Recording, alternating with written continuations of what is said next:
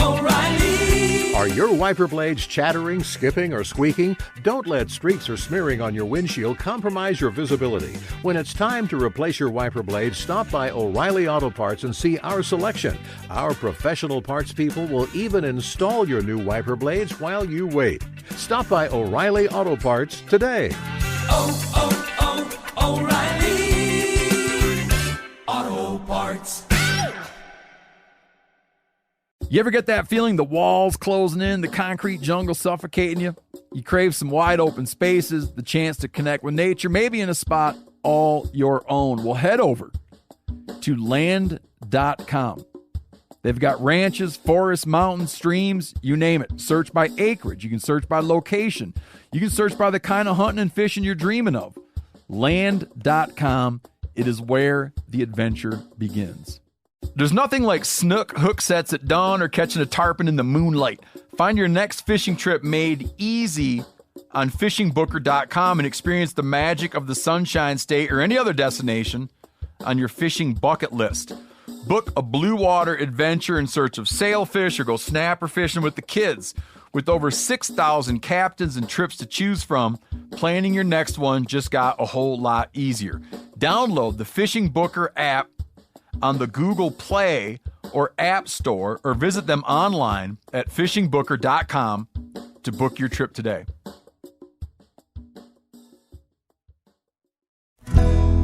Hey everybody, welcome to episode number 22 of the Hunting Collective. I'm Ben O'Brien, and today we are in Big Sky, Montana once again for a great conversation. This time is with a bunch of dudes, 3 to be exact. The first of which is Sam Soholt, whom you know, hopefully you listen to the podcast, he's a regular guest, and the bus guy. Second of which is Janis Putelis out of Bozeman, Montana, part of the Meat Eater crew. You've seen Janis hopefully on Meat Eater TV. Steve Ranella, you've seen him or heard him, moreover, on the Meat Eater podcast. And last but not least, David Wise. David Wise is, among many things, an Olympic gold medalist, a free skier in the half pipe. He's a 4-time X Games gold medalist, 2-time Olympic gold medalist. He scored one most recently a few months back in Sochi. And he was just coming off a win at the ESPY Awards as well. So David is a hunter and an Olympic gold medalist. Not a lot of those running around, but it was great to get his new perspective on what competing and what hunting and what both those things added to his life. So he's had some relative fame quite recently. It was also great to hear about that from him and those changes and have this whole group together. We all shot the Total Archery Challenge and enjoyed the crap out of that and had a great conversation. So hopefully you enjoy episode number 22 coming at you.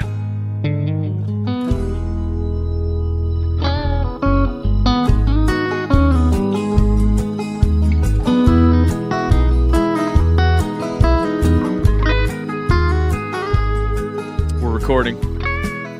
Yanni, tell us about mic placement on podcasts. Right. I've been taught by our sound guys that who are String a Can in New York, who mix the Meat Eater podcast, to put the mic roughly 2 fingers off your top lip, so roughly mustache. And the thing we commonly run into is that everybody does this. And they go, yeah, I got 2 fingers. And they're basically making a peace sign just to like... Yanni's talking about 2 fingers together, two not fingers 2 fingers together, separated. And not, turn into a peace sign. But I was explained, part of it is, you're right, David, that you don't want to be breathing into the mic and you don't want to hear that sound. But supposedly there's a lot of sound that comes out of sort of the cheekbone area as people are talking. Yeah. So what do you mean by that? Very confused. Sound that can like that's where some of the sound resonates from, or reverberates from your cheekbones as you're talking. Maybe just the quality of the sound. I don't know. No, like it's not just all coming out of your throat, right? Wherever the mic's picking it up from, there's something that's coming through your mouth and out through your cheeks, a little bit higher than you imagine where your sound comes from. The last thing I'll say about mic placement is that right in front of the lips, you get a lot of peas that pop, really breathy, and you don't want the popping peas. Well, as this let's don't pop peas. Prevent popping peas. is what you're telling me. Mm-hmm. Yanni, introduce yourself. Janis Putelis, Bozeman, Montana. Yep. Producer, meat eater, television, Right. Now, podcast. Anything else you want? no, we were talking about what your title should be. Right. And I said, producer's not enough. Do you agree that that's not quite descriptive enough? Yeah. Not that I've outgrown, because I feel like there's room to grow as a producer still for me, but there's a lot of, outlying things that I'm involved in. So producer doesn't quite, cover it all. I said the glue. What do you feel about that? I like it. You like that? Yeah. All right. It's got legs. Janis the glue. Write in. I always tell people just write. I don't know where you're writing to. Yeah, where do You don't have an info at the Hunting Collective? Where do you get No. most of your messages from? I don't know. Okay. They're spread out. Like half are Instagram. But just write in half are wherever you email. feel. Yeah, just write in. Our address is not listed anywhere. So don't- But go ahead and write in. Well, no, because Snail see, I mail feel like only. this is bullshit, because I feel like a lot of people out there know my email or can find it. So I think you should. There you is should- no. you should There's give them if an you go to email. thehuntingcollective.com, there's Oh, my there, okay. email's right there. Got You it. can find it there. So write in there, Yeah, or write a letter. Write to Ben, Write a not letter. Yanni. No, write to Yanni. He's got enough going on. Yanni's the glue. He can handle anything. He can handle No, I think it'd be stream. great if you showed up in a couple weeks and you're like, Yanni, I need to have a quick 15-minute meeting. A bunch of people wrote in. I've got some ideas. Got some ideas. Yeah, here's for the your- top 10. Okay. So if title. you're listening to this, please write in what you think Yanni's meat eater title should be, and please include I'm looking forward to seeing what your fans come up with. descriptions. I don't have any fans, just reluctant listeners. We'll see how that goes. David, describe who you are. Hey everyone, I'm David Wise, and I am a professional skier by trade / bow hunting Yes. addict. So I'm here in this room because I happen to like to shoot bows a lot, and I'm in the same place as these guys, and we decided to sit down. Yeah, that's hopefully how all podcasts work. We're Yeah. just like, we want to just keep talking to each other, but put headphones on and make sure they're 2 fingers away from your mouth. Above the top lip, or top lip oriented somewhere, so that the sound through my cheekbones is really. I hope you have a strong, pronounced cheekbone. That's That right. way You those gotta things work have out well. that. You have to have that tenor through the cheekbones. Yeah. I'm coming off of a very what will probably forever be the most successful season of my life. Uh-huh. Got to go represent the US of A in the Olympics in Pyeongchang and bring home a gold medal. And Unbelievable. I couldn't be more excited. Let me tell you guys this real talk. I couldn't be more excited to be in the mountains of Montana shooting bows with you guys. Yeah. Because I'm an introvert at heart. I'm a mountain man in my soul, and I'm passionate. I love skiing.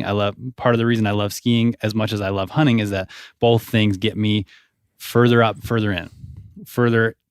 into the wilderness where I wouldn't spend time normally, seeking new experiences. And so yeah, I'm just excited to be back in my element, because one of the benefits and downfalls to getting to compete in the Olympics is more people care about what I do for 1 year than they ever have cared about it for my entire career. Yeah.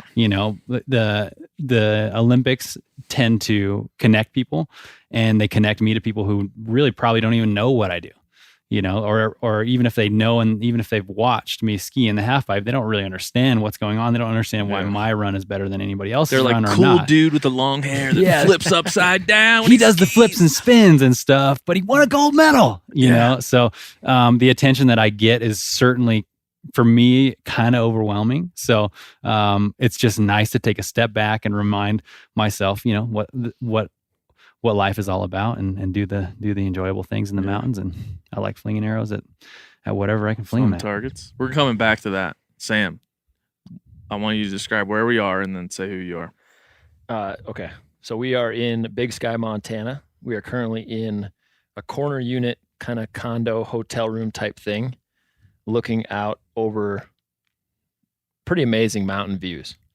Yeah. But we're up at the Total Archery Challenge, and I think all of us have shot a couple days in a row now, and arrows have been lost and good shots have been made, but Few of those. but overall, pretty amazing time up here, and just good to be having a conversation with you guys. And the bus is here. The bus is here. The bus is down in the parking lot. Bus. Yeah. You're the bus guy. I'm the bus guy. I'm not even going to say my name.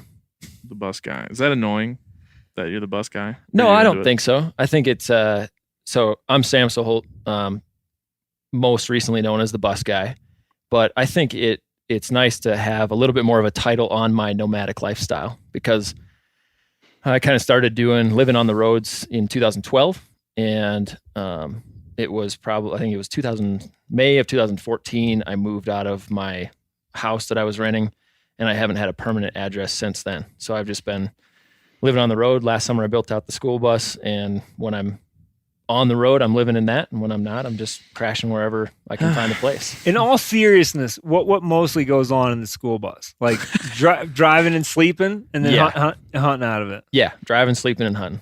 So it's And that sounds like a well-used school bus. Yeah. What do you do there? Do you eat in there?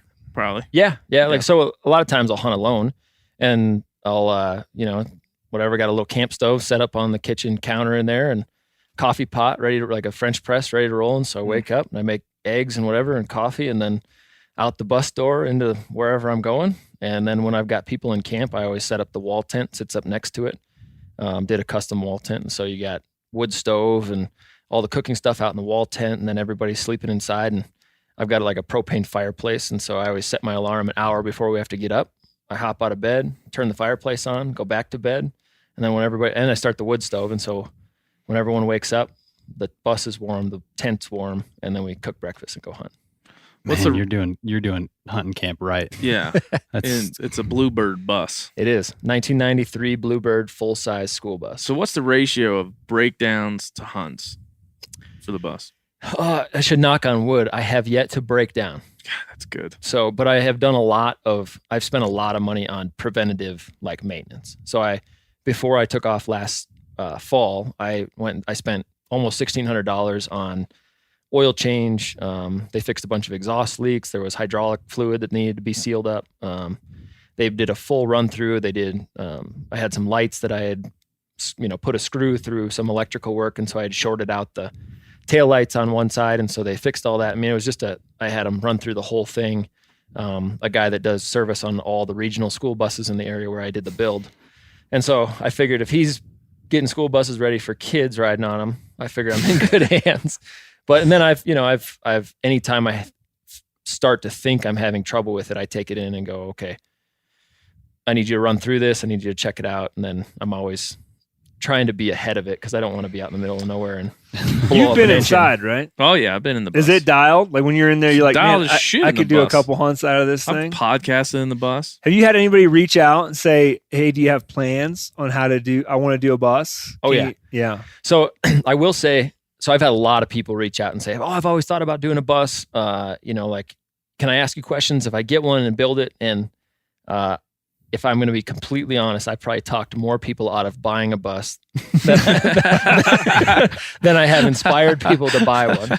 And I love the school bus, and the project has been awesome, and everything I've done with it has been awesome. And for what I'm trying to do with it, it is the perfect vehicle. I mean, you can't miss it. It goes by, you're like, oh, there's this painted up school bus. You can tell there's beds and stuff inside. It's like people trying to figure out what's going on. But if your goal is to travel somewhere and just enjoy the outdoors more, a school bus may not be the answer. I feel like that statement's common sense, but well, it's nice that people know. Yeah, no. Don't buy a school bus if you want to go up in the mountains. Right. It's not you're not taking it off road.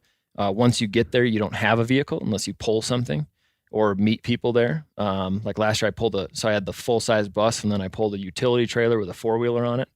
And so I was, I think the bus is 36 feet long, and then I had a 14 feet of trailer. So I was running 50 feet up like gravel. You were a moving conglomerate, man. Like gravel roads and stuff. And like every time I turned on one, I was just kind of in a panic trying to figure out if I could turn this around S or not. turn. Yeah. Yeah. I was like, I don't know. Like I had no idea how buses handled on like muddy roads or snowy roads or whatever. So my option, if there was bad weather coming, I just parked it and stayed. I just didn't go anywhere.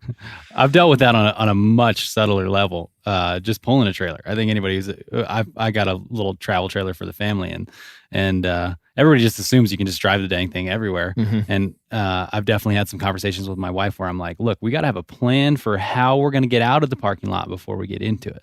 Because if I jackknife this thing in the parking lot, I'm gonna have to take it off and get 5 friends to like torque it back around. and get it out. Yeah, how bad do you want Dairy Queen? Yeah, exactly. Right. Yeah. Let alone camping spots, but just getting gas, just getting fuel. Just stopping off. And I'm picturing you trying to back, like maybe towing a boat on there, trying to back that into a dock, So into a loading. Honestly, like the mirrors are pretty good, so you could you got to go slow, but you can back something up. The worst part is the departure angle on behind your rear axle is so far back.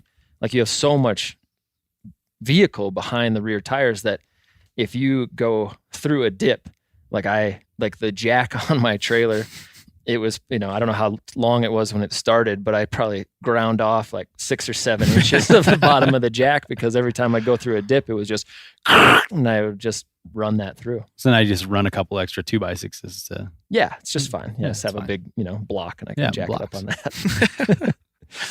That's. But you got to be strategic. But overall, the bus is awesome. Well, the main. Sorry, Ben. Go ahead. No, I would say when you first did the bus, I said it's going to break down every time. I was like, "There's no way the bus to the hunt to ratio breakdown." I figured would be 1-to-1.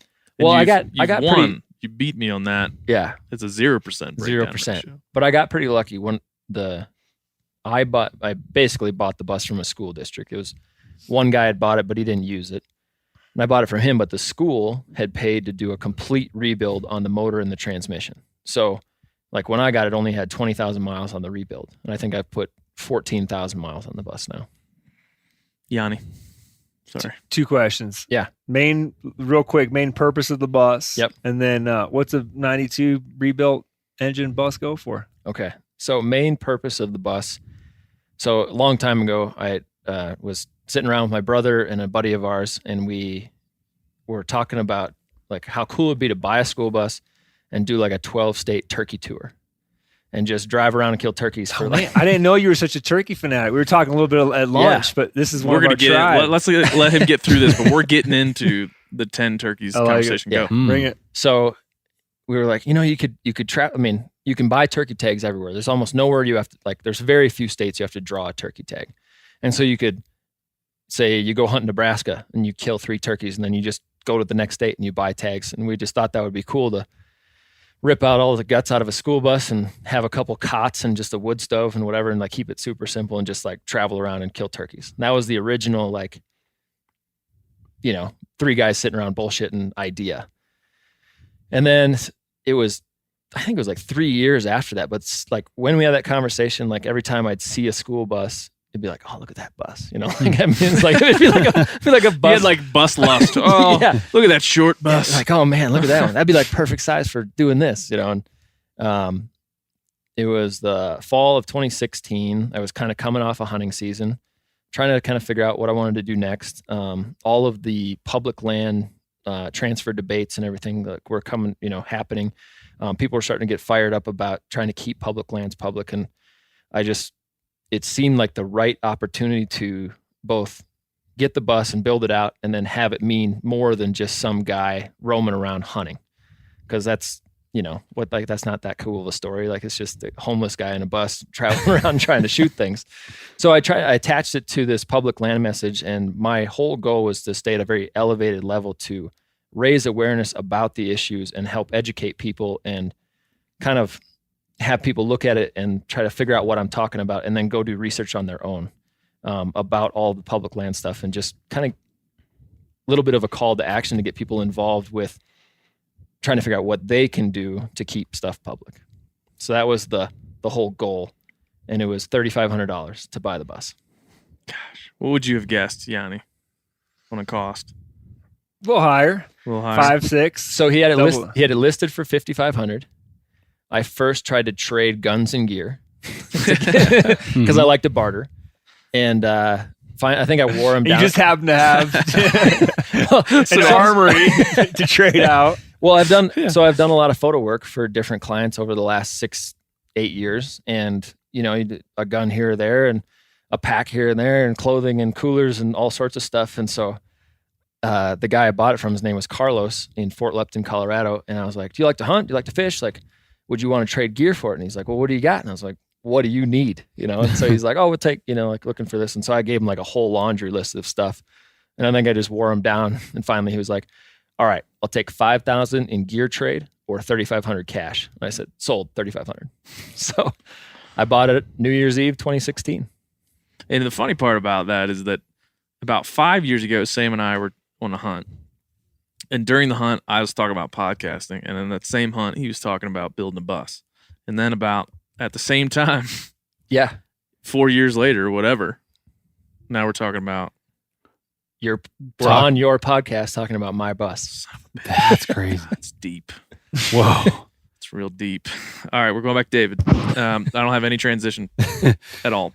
Wow, that was great. Thanks. We're just going to get back to you eventually. Thank you, Sam, for being a part of the podcast. Now we're going back to David. When did you start hunting, David? Ooh, great question. I started, it depends on how you define it. I started tagging along with my sisters when I was 8 or 9 and got my license as soon as I possibly could to primarily hunt. I mean, I'm an opportunist. I'll hunt, I'll fish. I love the idea and the ability to go out there and provide food for yourself off the land. So, but I definitely, because my time has always been limited, even from a young age, we were always traveling to ski. I've sort of naturally gravitated towards the big game side of things because I could go out for a couple days at a time. A lot of times it was just weekends, and the reward was immense. Whereas if you're an amazing chucker hunter or you're an amazing fisherman, you are still providing food for you and your family, but not at the levels that you are when you can harvest a deer or harvest an elk. Yeah.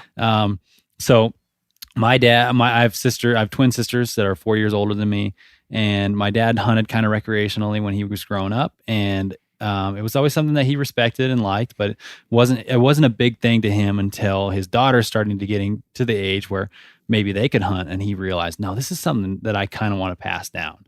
So my dad, ironically, got back into hunting because of my sisters, because they were getting to the age where they could hunt. And they went out those first couple of years and they were just absolutely clueless because he wasn't a great hunter. He had just done it, like I said, recreationally, and his knowledge level was low. But when you're the guy that people, because when we all go out and hunt, especially most of Nevada hunting is public ground. So when you go out and hunt in public ground, you bump into other people who are hunting as well. And you don't always tell them where you're going, but you always chat about what's your experience. Have you guys seen any nice bucks? Have you seen any does? What have you seen? And the guy with two 12-year-old girls, twin girls hunting, definitely sticks out like a sore thumb. So my family essentially lucked out in the fact that they kind of bumped into some people who are really knowledgeable about hunting. And those guys basically took my dad and my sisters out hunting, and that was just at the age where I was old enough to tag along. I'm not going to say that I wasn't kind of holding them back, and in hindsight, I'm thankful that they were willing to hike at the pace that an 8-year-old could hike. I would say I was probably setting a pretty decent pace for an 8-year-old, but I was still 8, But I loved it so much. I don't know. I think some of hunting is innate. I can't really explain why I liked it, but I always liked it a lot. And I got to be there when my sister got her first buck. And I got to experience the whole process from, the hunting. We hunted hard. We were having a hard time finding anything. Then we saw a buck. She shot it. She heart shot it. I mean, it was an amazingly quick, ethical, lethal kill. And, the butchering process, all that stuff fascinated me.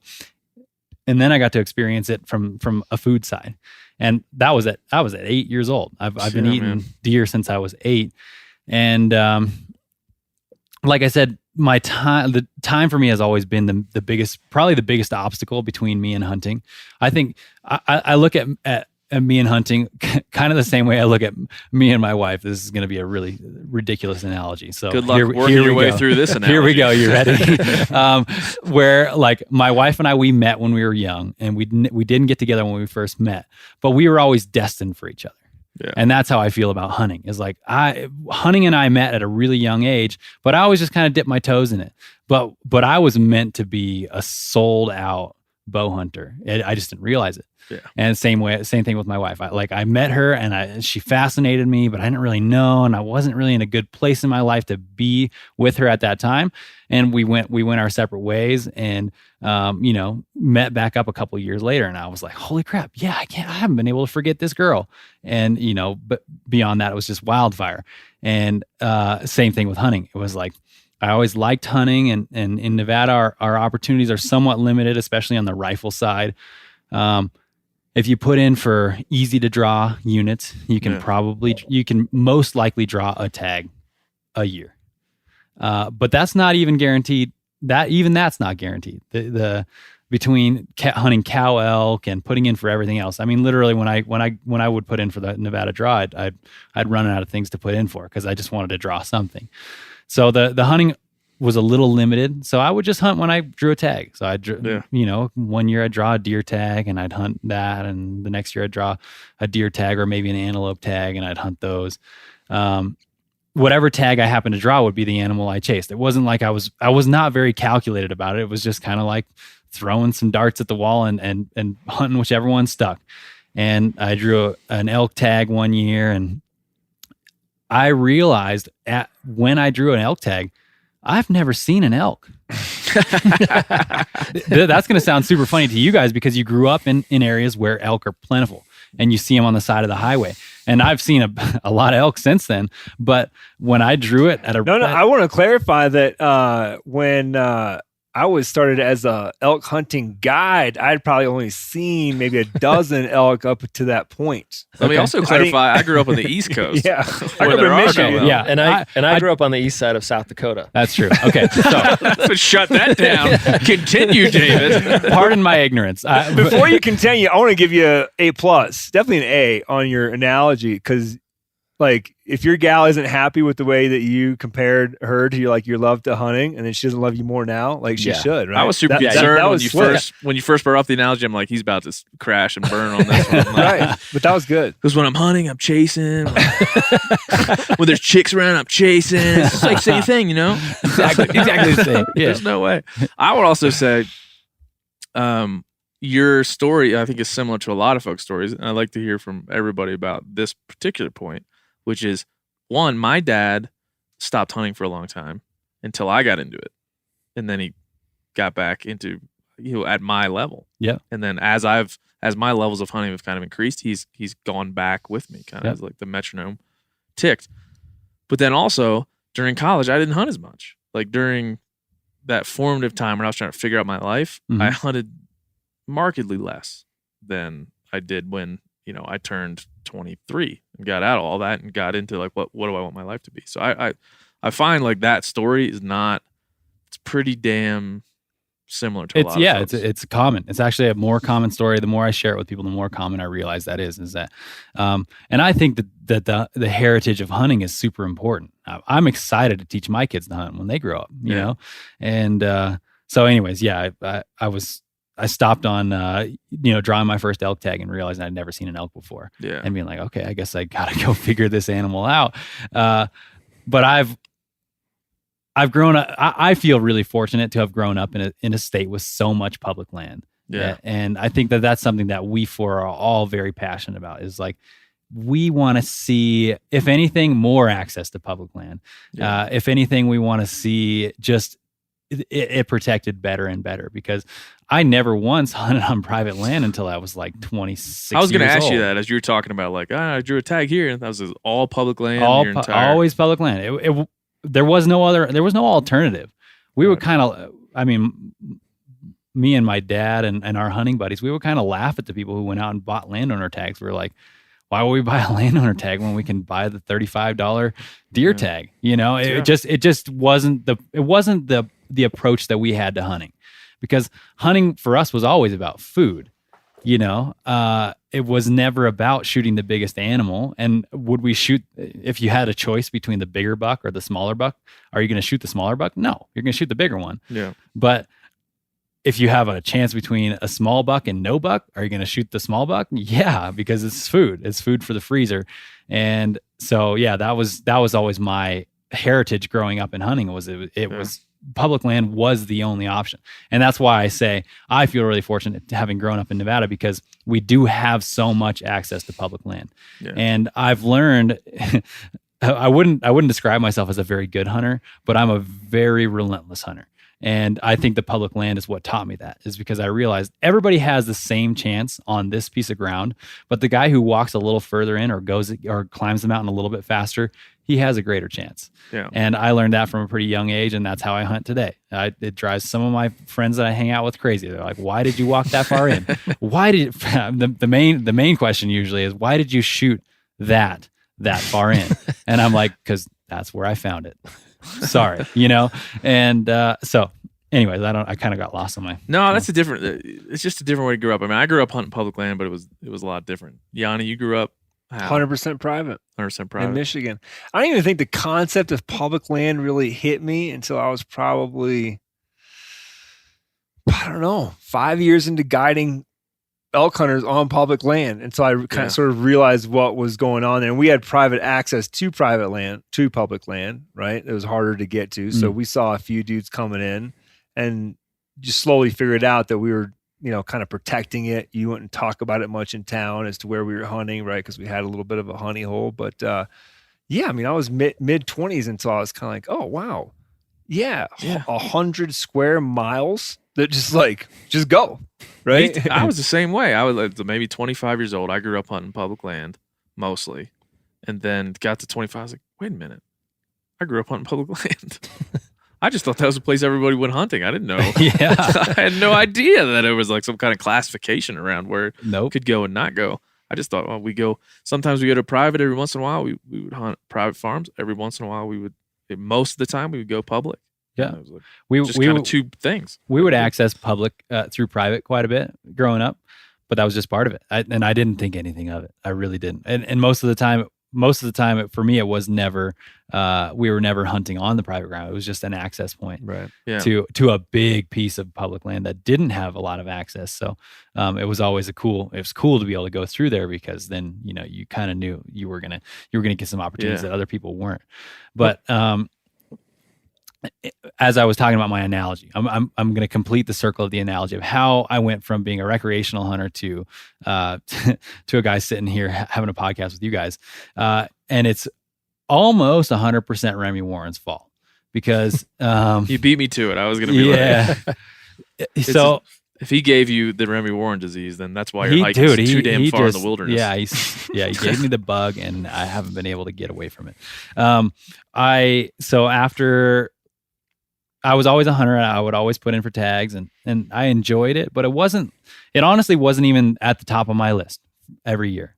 Everything, the top 5 items on my list were skiing related. And then when I finally changed my perspective, got married, and had my little girl, my daughter, I have 2 kids now, Nayeli and Malachi. When I had my little girl, my perspective changed, and 3 or 4 of those top 5 things became family and people oriented. And that really helped. That actually helped me be a better athlete, better skier, because I wasn't so caught up in success on a pair of skis. But the top 5 never really included hunting. Hunting was up there, it was like 6, 7, 8, somewhere in there. But after the Olympics in 2014, I won my first gold medal, and all of a sudden I had more attention on me than I had ever expected to have in my whole life. For 1 month of the year, they treat you like an absolute celebrity. Yeah. And people want you to show up to their events, and they just want to take photos with you. And it was just kind of foreign for me, because skiers have always appreciated what I do, but the rest of the world really didn't care. They're like, well, why would you flip around in a half pipe? That's silly, So I was overwhelmed. As the mountain man introvert in me was overwhelmed, and I was just having a casual conversation with Remy. He and I have had mutual friends forever. We kind of grew up together, and he was just like, "Listen, Dave, I know you love to hunt, but I really think you should try shooting a compound bow." O'Reilly Auto Parts are in the business of keeping your car on the road. O'Reilly Auto Parts offer friendly, helpful service and the parts knowledge you need for all your maintenance and repairs. If you're confused about what part you need, like what wipers are going to be the best, what replacement headlights are going to be the best, go into O'Reilly and talk to the people that work there because they're great and they're super friendly and they'll get you squared away where you walk out knowing you got the right thing. They've got thousands of parts and accessories in stock, either in-store or online, so you never have to worry if you're in a jam. Do you need your windshield wipers replaced? You need a brake light fixed? You need some quick service? They'll help you find the right part or point you to the nearest local repair shop for help.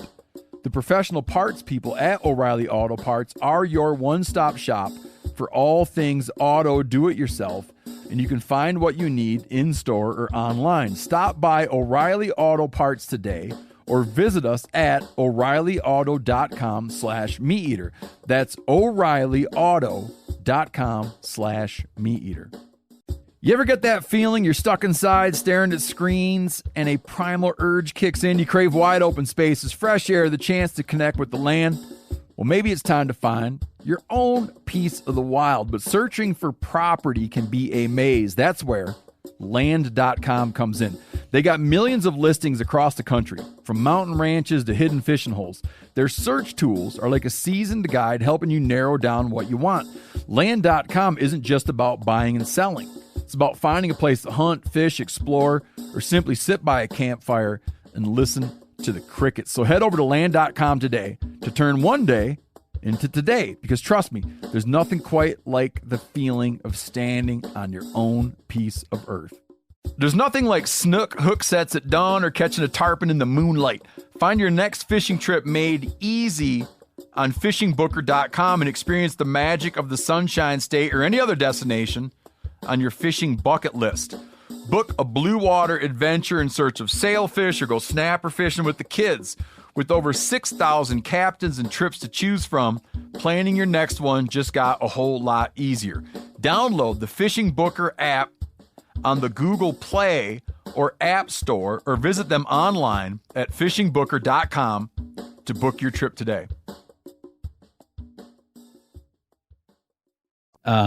And I'd had an old bear recurve my whole life that my grandfather handed down to me and my dad kind of collectively. He's like, here, this is for both of you guys. And so I liked bows. I think everybody likes bows. Bows are super cool. But when Remy gave me one of his old bows and I started shooting a compound bow, and I realized how meditative it was, because archery is one of those things where you have to slow your heart rate down and be focused at the same time. And that really related to what I was striving to be as a skier is, intense. The things that the tricks that I'm doing, a lot of them have never been done before. And so it's really, I'm at a high level. I'm basically, my goal is to reach the highest level that I'm capable of on skis. Yeah. And so it's kind of intense, but in order to reach that level, you can't be overhyped about it, because then you're gonna pin the throttle too hard and crash. So you have to be focused but calculated and relaxed and calm. And that side of archery just spoke to my soul. I mean, it was as soon as he put that bow in my hands and I went and bought my first 12-pack of arrows at Cabela's, it was like game over. I thought you were going to say, wow, first 12-pack of Coors Light. And I realized, yes, I can drink beer and shoot. This is great. I am in heaven. It's not recommended for guns, but with bows, just drink away. So, give me a quick, it feels like this, and I want Yanni to talk to you about skiing because I've never skied. But well, we need to change that. Well, we will. All right. If we could ski right now, we'd go. Okay. But it'd be weird and we'd die. Stick the landing and stick the arrow. Arrow goes in the 12 ring. Stick the landing on a gold medal run. You're describing the two differences, but those two success points, remove the audience from the skiing part. It was just you. Yeah, just me. And that's something that I've always had. It's been both a benefit and a drawback for me as a skier, because I have these natural mountain man tendencies where I don't need to train with a crew. I can train. Some of my best training is by myself. I mean, not even by myself with a coach or by myself with a friend. It's just literally me and the half pipe. That's where I sometimes do my best work. And so, yeah, I don't have a hard time removing the crowd from the situation, because when I'm out there trying to do a new run or trying to land what might win a gold medal at the end of the day, I'm not necessarily doing it for the crowd. I'm not going to say that the crowd doesn't add to the experience and isn't awesome to have them stoked for it, but I would do it anyways, even if they weren't there. So they're eerily similar, those two feelings. And I would describe it in the sense that, especially when you look at the Olympics, right? The Olympics is every 4 years. I only compete in one event.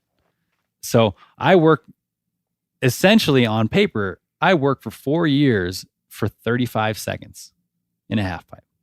Yeah. It's 4 years of effort. It's 4 years of timing. It's 4 years of blood, sweat, and tears. And it all comes down to that one moment. And I would say that is the greatest parallel the bow hunting is actually the closest parallel that I've ever found to that same feeling.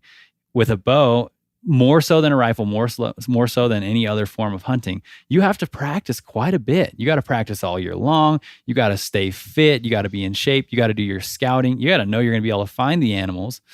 Then when you get to the zone where you know you're going to find the animals because you've been doing all your scouting ahead of time and you feel confident that you can shoot because you've been shooting so much, you still have to see the animals. They still have to be in a place where you can make an effective stock. All those things have to line up. So that would be the parallel to me maybe qualifying for the Olympic team. It's like, okay, here I am. I'm ready for the Olympics. Yeah. I made it close enough to the elk that I'm getting close. Yeah. But I still have to make the dang team. And then you make the team, you say you close the distance. You're 100 yards away now. And you can maybe it's time to blast off a little cow call, bring it in just a little closer into the zone. And that's me, making the qualifiers. I've qualified, for finals at the Olympics is top 12. Okay, I qualified. I'm in the top 12. I get to compete in the finals at the Olympic Games. That's that when you close that distance between 150 on an elk. And then it all comes down to that one moment, and can you execute? So you're in range. The elk doesn't know you're there. The deer, whatever the animal you're hunting is, doesn't know you're there. Can you still, with your heart pounding, with all of that pressure on you, still draw back, take a deep breath, and execute the shot that you want to execute? And that's kind of how it feels at the Olympics. It's like everything goes to that one moment, but you can still totally fuck it up in that last moment. I joke often about the fact that my main job at the Olympics is to not blow it. It's like you got there, everything is lined up, but you still have to not blow it in the same way that you have to treat hunting is the exact same way. Hunting is like, I know how to get that arrow to that animal. Absolutely. But there's plenty of times. I've done it 1,000 times. Yeah, I've done it 1,000 times. But this last year, I shot an elk right square in the ass. I was like, oh, yeah, when he's coming in bugling. I'm like, oh, yeah. Oh, yeah. Oh, daddy. I'm going to go, oh, yeah, he's 33 yards. He stops, and I just shot him right in the ass. And I thought, yeah, for me, for you jumping out, doing the half pipe would probably be like jumping into the crowd. This is a terrible mistake. Here's where my analogy falls apart. Right? Is your wife coming back in or no? She stay out of this analogy? No, a different analogy. Okay. Here, my analogy between comparing skiing and hunting. At the Olympics, I get 3 tries. It's a best of 3 format. I don't know how many hunts are best of 3 formats, but because that's how the Olympics went for me this year. I was having on my first run potentially what would have always gone down for me in my mind as the best run of my life. I was literally landing the tricks. I was going higher and I was landing the tricks cleaner and making everything as smooth as I have ever done it. And my ski just popped off. And that would be kind of, if we're gonna, I'm as people are probably aware by now, I'm a pretty big fan of analogies. That would be the equivalent of your rest braking or your D loop braking. Is like, or maybe maybe the wind switching. Yeah, or the wind switching. Exactly. You did everything right, and there's one thing that you have no control over. It went wrong. That happened on my first run, and I was a little flustered, but I've been doing this long enough that I can shrug my shoulders, wipe the dirt off my shoulders, and go up and do another one. It happened again on the second run, and I was like, this is ridiculous. Like, first of all, this kind of thing doesn't happen to me at all. It maybe happens once or twice a season. You have we would call it a binding pre-release, where your binding releases in a situation where it shouldn't have. And that'll happen to me once or twice a season, and you kind of just brush it off and move on. It just happens. The amount of torque that we're putting on skis is more than any manufacturer ever intended skis to have. Than they ever intended. And so you don't get special bindings that are they are, yeah, custom made for my skis are custom made, my bindings are custom made, but I'm just saying, but even then, those tolerances, even then I'm pushing the level of the tolerances. Yeah. So at some point, every once in a while, you have a fluke binding issue. It happens. But to have it happen twice in one day and have that day that it happens twice in one day be the Olympic Games was kind of ridiculous. I mean, it was silly. And so I was going into my third run, and I was kind of mad. I was mad between my second and third run. And I was like, is this really how this story's going to go? Like, after everything I put into this, is this how the story's going to go? Because I went through some pretty hard seasons getting back to the Olympics. But then I just kind of laughed, kind of the same way that you do when you are going on a hunt. And you're just kind of like, well, the wind switched, man. Like, I don't have any control over that. And that's like kind of that whimsical feel that I had going into my third run.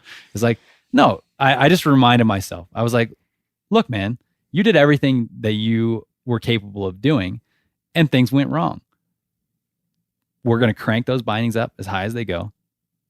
On my third run, if I had crashed, my legs would have broken before my bindings came off. The dang things weren't coming off on that third run. We put them all the way at the top, which is obviously not that safe. Not something you. And Yanni knows what bindings are, right, Yanni? I'm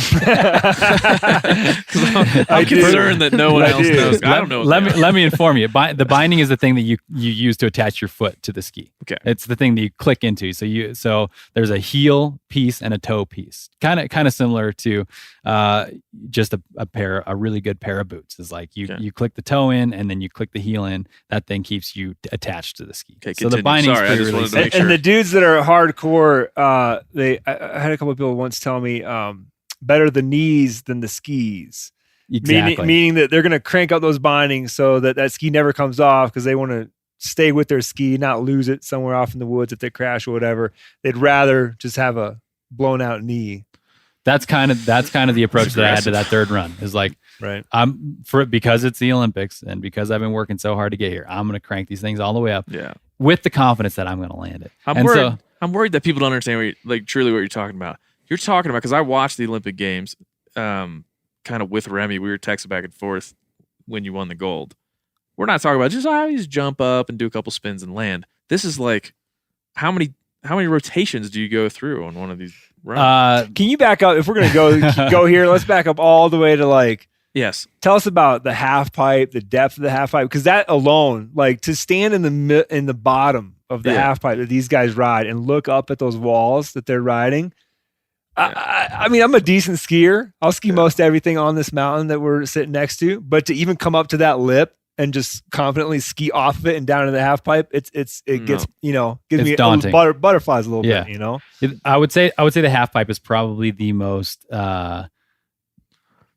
daunting looking feature that you can ski on skis. Yeah. I mean, it's a 22-foot wall, basically vertical wall. Most of the time they're pretty icy because they construct these things, and it's not like they can once they've constructed it, they can't keep adding fresh snow so that it's nice and soft and chalky. It's like, no, once you've built it, it stays there.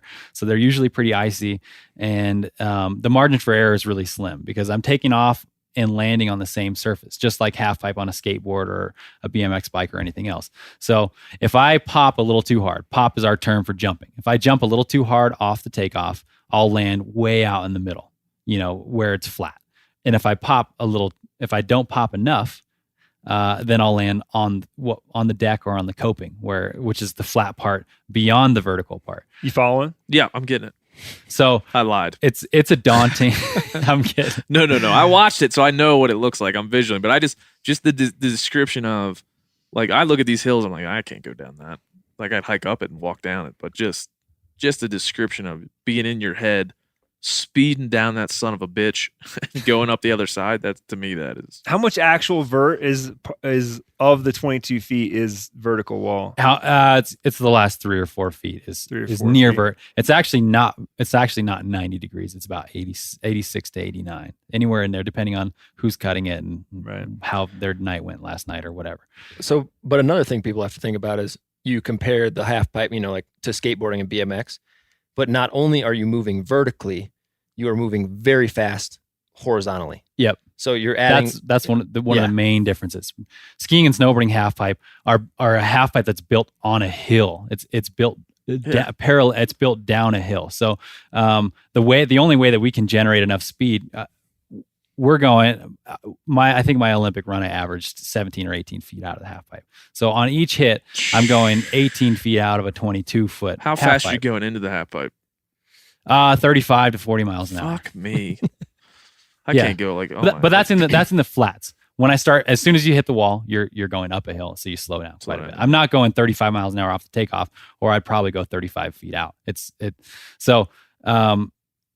We're traveling not only we're taking off and landing on the same surface, but each air I'm probably eating up 60 to 70 feet of the half pipe. So from takeoff to landing is anywhere between 45 and 65 feet down the half pipe. So yeah, That's 20 to 35 yards in archery terms. yeah, exactly. We're gonna keep bringing this. There's back. a lot of travel. Yeah.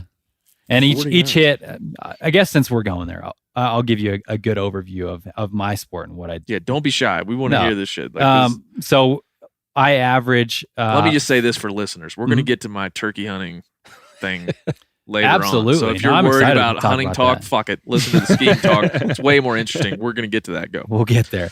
On average, there's 5 hits in a run. So it's a combination. That's it. 5 or 6. Sometimes there's 6. Most of the time it's 5. Occasionally there's a half pipe that's extra long and we'll get 7. And occasionally there's a half pipe that's extra short and we get 4. But most of the time it's 5 or 6. And you're scored on all 5 of those tricks. And if you do 4 out of 5 and mess up the last one, you still get a fall score. You can't do well with a fall in your run at all. The judging is based around quite a few criteria, but just to simplify it, I'll say it's based around how high you go, the difficulty of the tricks that you do, and how well you execute those tricks. I'll do 4. How well you execute the tricks and how stylish you are. And a huge part of free skiing originated because we wanted to do things differently than all the other sports that were out there. We didn't want to race. We didn't want to wear spandex.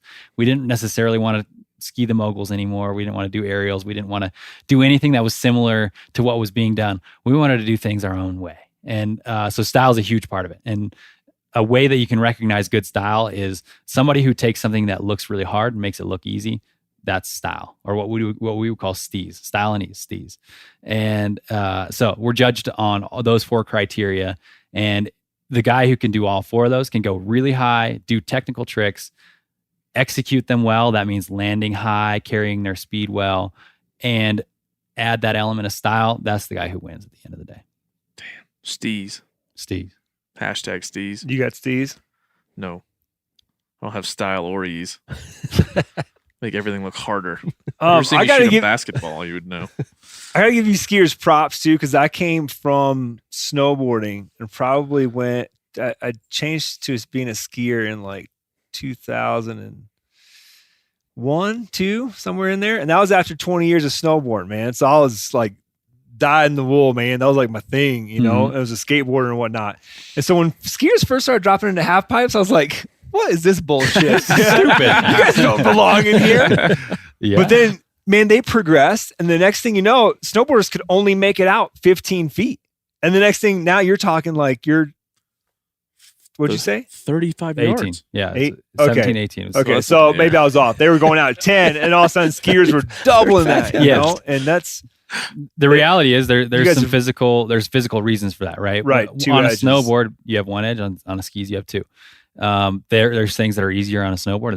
There's things that are easier on skis. That's why the guys I like to hang out with and actually inspire me the most are snowboarders. Is that right? Yeah, because I think it's important to not spend too much time with people who are just like you. Yeah. And so there's things that I can see from the snowboarding guys that I'm like, man, I feel like we could do that on skis. And that's where I draw some inspiration from. It's sort of like a secret source, because everybody's like, where do you come up with all this stuff from? And I'm like, well, I kind of cheat by stealing it from somebody else. I steal it from somebody that you aren't looking to. I like that. Is there, you got a lot of adulation, right? You got a lot of people coming up to you saying like, thank you, or congratulations, or whatever people say. Adulation. That's a great word. I'm gonna put that in my repertoire. This word of the day calendar. That's right. Describe the adulation. I mean, you just won an ESPY award, right? That is true. How many days ago? Not long ago. What's today? It's Saturday. I won it on Thursday.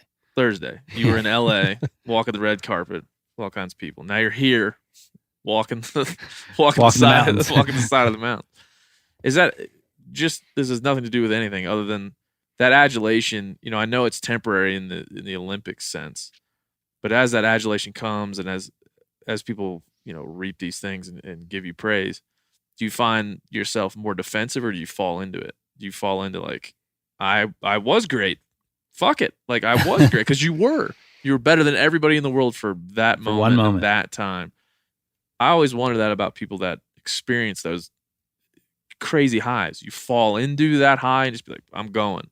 Or is there some defensiveness like, man, I'm a skier, I just did that one thing really well. Yeah. They gave me a big shiny thing. But that, is there somewhere in the middle there for you? Or what you definitely, you get the gold medal for that question, because that's a really good question. I think I've definitely fallen victim to both sides of it. And I think the more mature you are, the more you realize that that stuff is temporary, and that adulation is fleeting. And that's why I think it's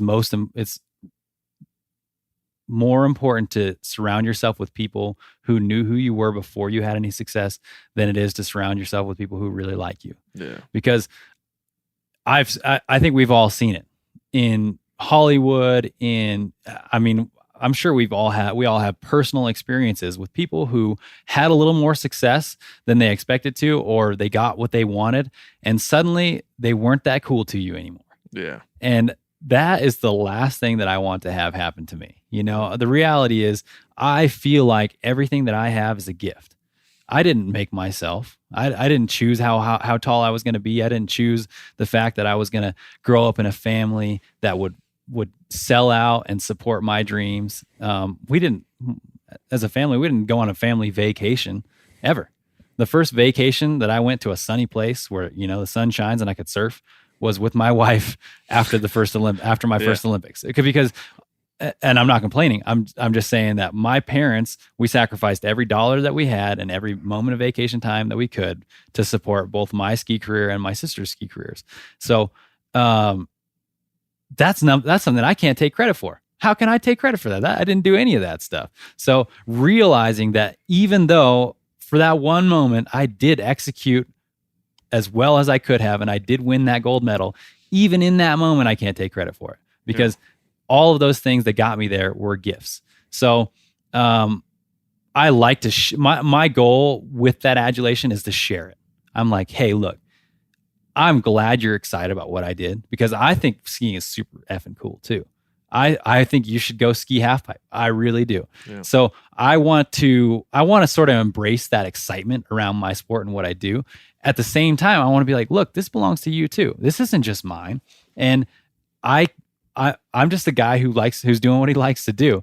And another one of my huge motivations in my public persona is inspiring kids to do what they want to do too. I don't care if it happens to be half pipe skiing or not, but I would describe myself as not necessarily the most talented person ever. You know, I wasn't the kid who was a phenom. I was never the kid that people picked out from a lineup and said, that kid's going to be something someday. I just was born without that. I was born without the takes no for an answer gene. Like I was just like, I don't really care how good I am now. I think I can get there. And I would just chip away at it one day at a time, one contest at a time, one trick at a time.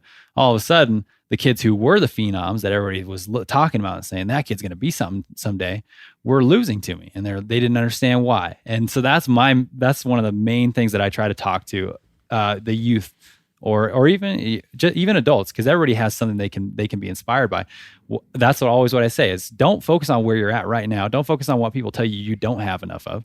Focus on what you do have and make it a little better. What is it you want to do? Get a little better. And so that would be that's my 6 years removed perception of the adulation of winning an Olympic gold medal. Is like, it is certainly one of the most overwhelming things.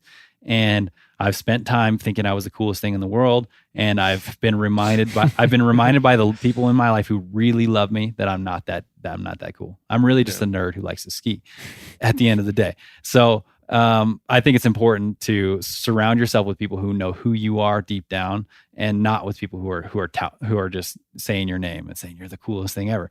Because that's what happens, I think, to people in Hollywood, is they get so much adoration. And the reality is, those people who are coming up to you on the street, you could do something that was totally messed up and not cool, and they'd still be like, I don't care, you're the coolest. And as soon as you get too many people like that around you, you're in a dangerous spot. Yeah. So I try to avoid that. I try to avoid having people in my core group who think anything I do is cool. I like to have the people around me who tell me, Dave, that was not that tight. I don't like how you're treating me. You know, you motherfucker.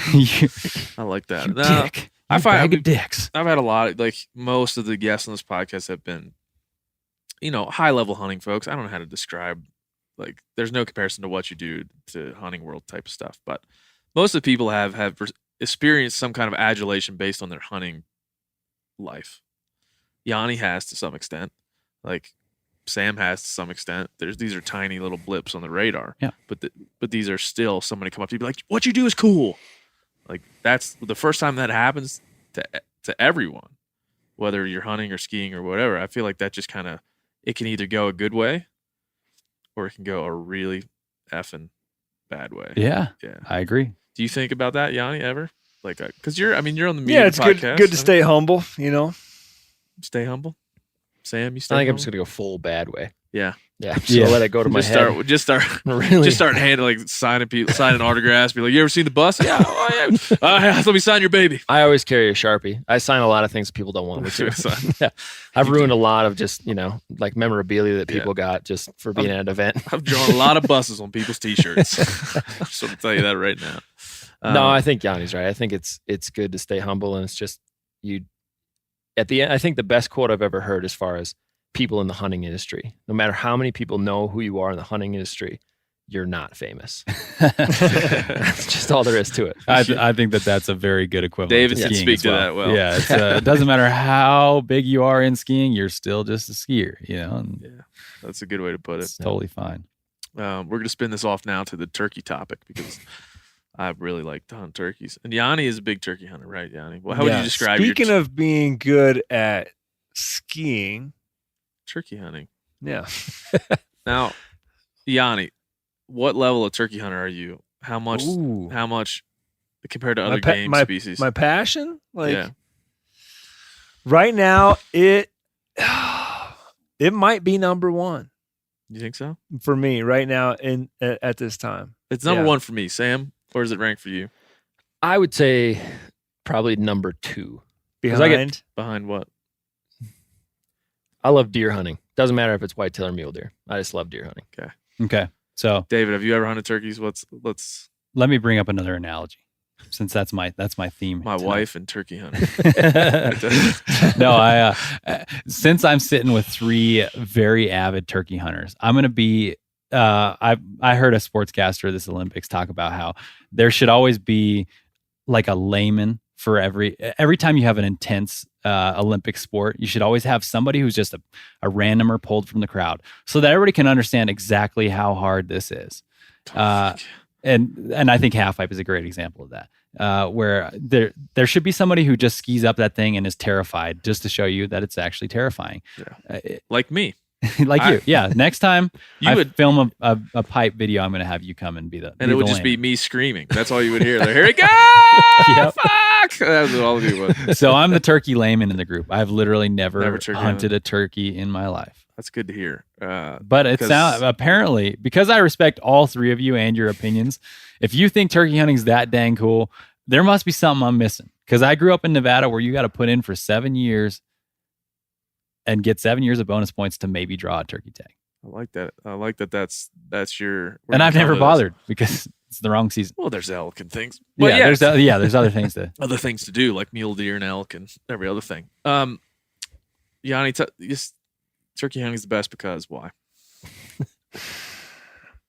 Speaking of being humbled, you can get your ass humbled on a consistent basis chasing those birds. And that probably is one of the reasons that it's hard in the moment. It's kind of hard to say when he just walks away from you and you get humbled. You're like, yeah, this is why I love it. In that moment, it's hard to say that. But looking back over the course of a season where I got to hunt 18 days and I think I killed 3 birds. And I had probably for 3 birds that I killed, there was probably 10 birds that I interacted with and I didn't kill them. Like, you know, and I consider myself to be a good hunter. And so to have that playing field be right there, had I killed all 13, I don't know how I'd feel about it. Right. Sam describes them as sometimes like puffed up Roombas. Like they're just rolling around. They don't know what the fuck's going on. Yeah. I like to believe they're so dumb that they're hard to hunt. Because there is no rhyme or reason. Yeah, turkey really does never know where he's going. No, they have no idea. So I described it as a puffed up Roomba because they fly down and then they puff up and then they just walk around and they like run into the edge of a field and then they just go the other direction and they hit that edge of the field and then they go into the woods and then like a half hour later they just like pop back out. So you know they're in there just like hitting trees, just like back and forth. Yeah, and eating bugs and, you know, just chasing they're just like hens. pecking shit like, Yeah. Let them see a glimpse of a coyote on the far side of that field 300 yards away and they're like, and they just melt into the ground. Yeah. Just boop, boop, gone. That's why they're so great, because they're so unpredictable. Yeah. You don't know what a turkey's going to do because a fucking turkey doesn't know what it's going to do. That's right. And then at some level, that switches on when that turkey knows what it wants and you know what it wants and you've got to play that game. And you're talking to a raptor. Like that's for a mini Dave. dinosaur. Like this is a mini dinosaur. Sleeps in trees. And it's got raptor-like hooks on the back of its legs. And it flies down out and you talk to it and it comes in. You're like, hey, I'm a hen. You know, like, what's up? I'm nice. And it's like, yeah, okay. I see you. Like, I'm looking to fuck. And then it's like, yeah, okay, I want that. Then it starts coming and maybe it's just hooking up like, are you really down?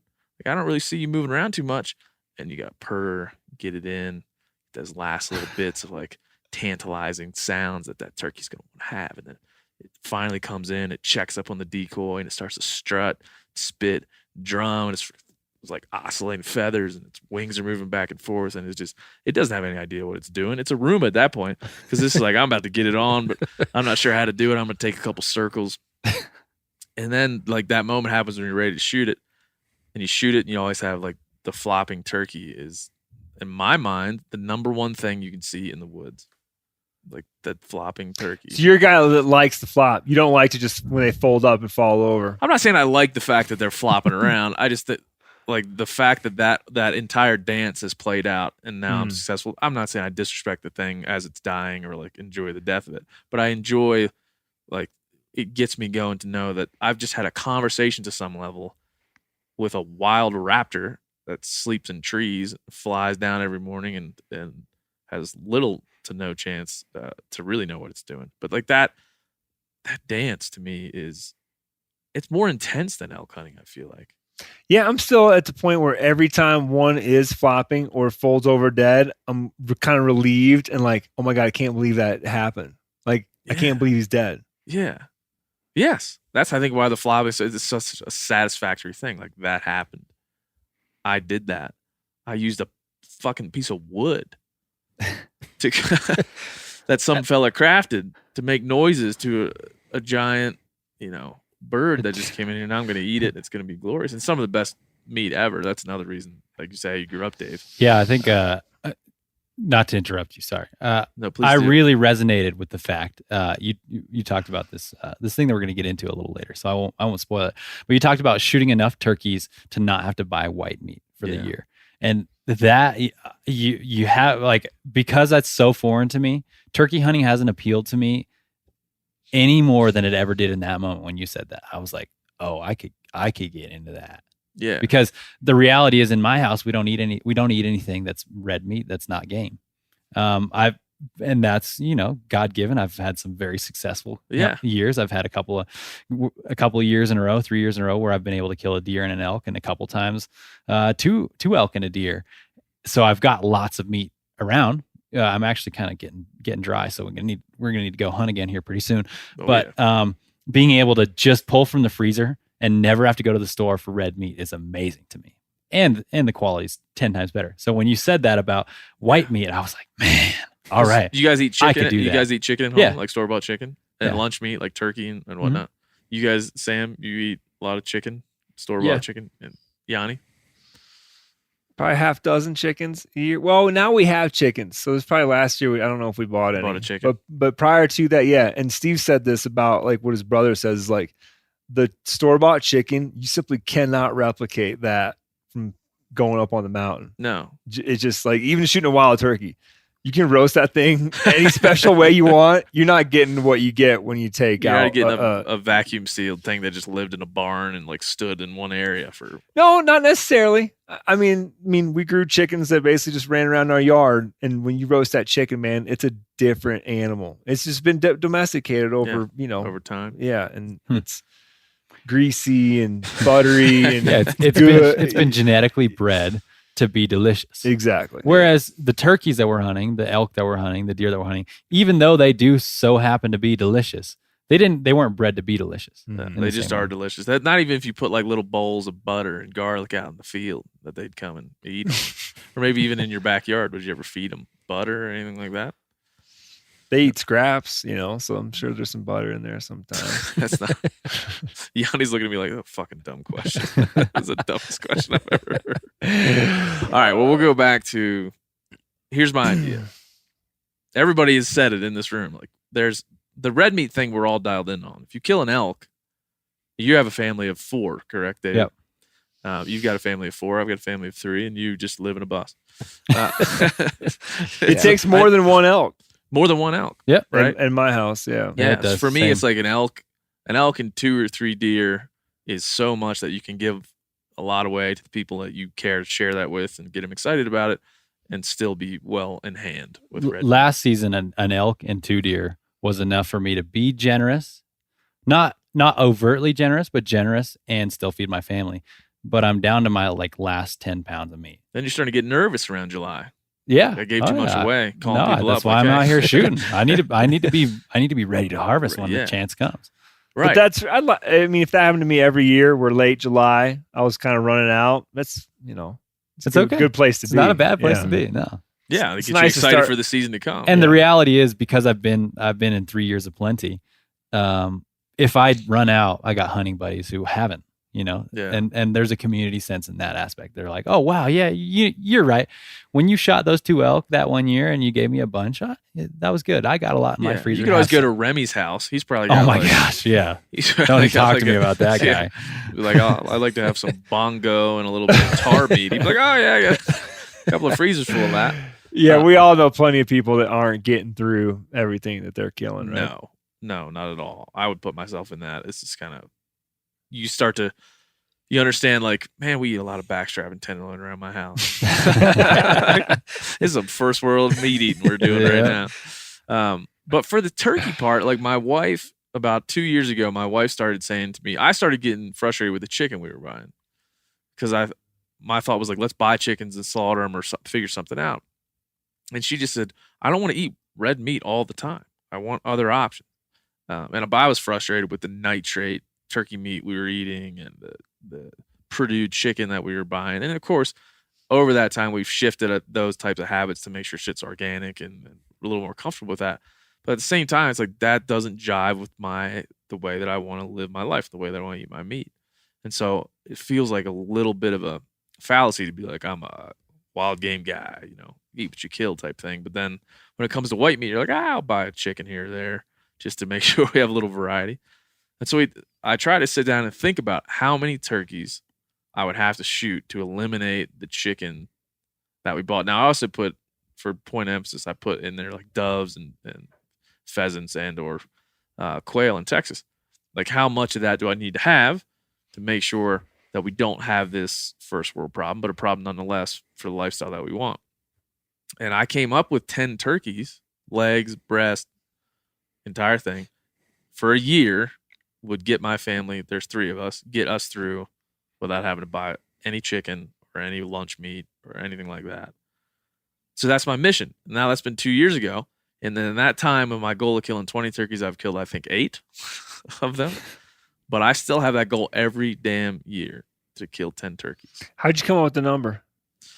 I looked at how much yield you get from turkey breast and how much, if I cook a full turkey breast, say I put it on the Traeger and smoke it or whatever, how much we can get from that. So we generally would get just from that, just kind of medallion roasted turkey. We could generally get 1 dinner and about 3 or 4 or 5 lunches from 1 breast, depending on what we were doing. And so then you're looking at 2 breast off 1 turkey is going to get you through generally 2 weeks of living. And tried to say if we meet our consumption of white meat, then we would eventually get to the fact where we got 20 breast, 20 legs, and we can get through any needs we have generally for what ends up being about 10 months of time before you can refresh and get back to it. It's all just guesswork. But from killing like 3 or 4 turkeys a year, but that's like a breast every 3 weeks, roughly somewhere. That seems good. Yeah, like just under a whole turkey a month. Yeah, something like that. Yeah. And because a lot of states, Montana, we were talking about, you can kill 5 turkeys if you get real Western. And in Texas, you can kill 4 if you just buy a license. In a lot of states, South Dakota, you can kill 2 Merriams, yes? Yep. You can kill 2. Yes, you can. But can you kill 2 and then go to the Black Hills and kill another 1? Or is it No, you can. Well, yes, you can. You can buy leftover tags even as non-resident. So you can get more than 2 tags. But if you're just doing it like right off, like if you just want to buy 2 over-the-counter tags, you can get a statewide archery and a Black Hills shotgun tag. Okay. So you do it. And then Montana, what's it look like? Yanni. 4 regions where you can get a specific region-specific turkey tag. And then I think there's 2 regions where you have to use your statewide tag. But so basically 5 toms per spring. Yeah. Texas, you buy a non-resident license, you can kill 4 turkeys. And I don't think you can have your entire take in 1 day, I think. And then, you say you're living in Montana or living somewhere out west, you've got a bunch of drivable states to the point where you can get to 10 if you work at it pretty hard, the way that season goes. Yeah. And there's only more and more turkeys everywhere, it seems like. So it should get just easier. It's a healthy for you to get population. Your 10 turkeys. It's a healthy population. David, is this convincing you full on to go turkey hunting? I think I got to experience it firsthand first, Yeah. and think it's as cool as you guys do. you're invited. I think I mentioned at the beginning, I'm an opportunist. I'll hunt anything at any time with any weapon. I mean, my preferred thing to hunt is big game with a bow, but I'll absolutely hunt turkeys. Sure. Sounds cool. If I convince you, Yanni, to go, I'll come along. Yeah. let's go with me. As much as I can. Much as you can. 10. Do we Is that do too we many? need to talk a little bit about like archery hunting turkeys versus Fuck yeah. Ooh, yes. This hunting is turkeys something. with a Okay. shotgun? So here's my layman's perspective I'm adding to the conversation. I notice that most people hunt turkeys with shotguns anyways.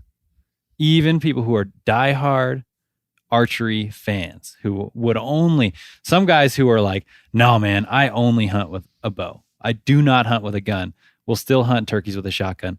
Why is that? That doesn't make sense to me as a bow hunter. Okay. As a bow guy. I would call myself a bow hunter, but I will never again in my life hunt turkeys with a bow because people can write in to the addresses that don't exist at some level. You should write in and tell me like where there's archery. I'm sure in this country there are archery only turkey seasons at some level. I'm positive of that, but that is not the norm in any way.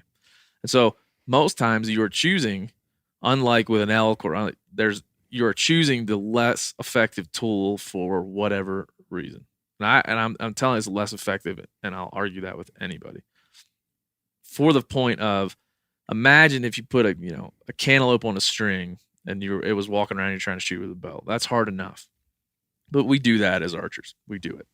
But imagine now if you covered that in feathers and wings and a tail fan that move and oscillate and adjust as it comes into strut and out of strut. And now those vitals are they're not moving around in its body, but from your vantage point, that turkey's body is adjusting and moving and becoming a different size, or at least a different silhouette.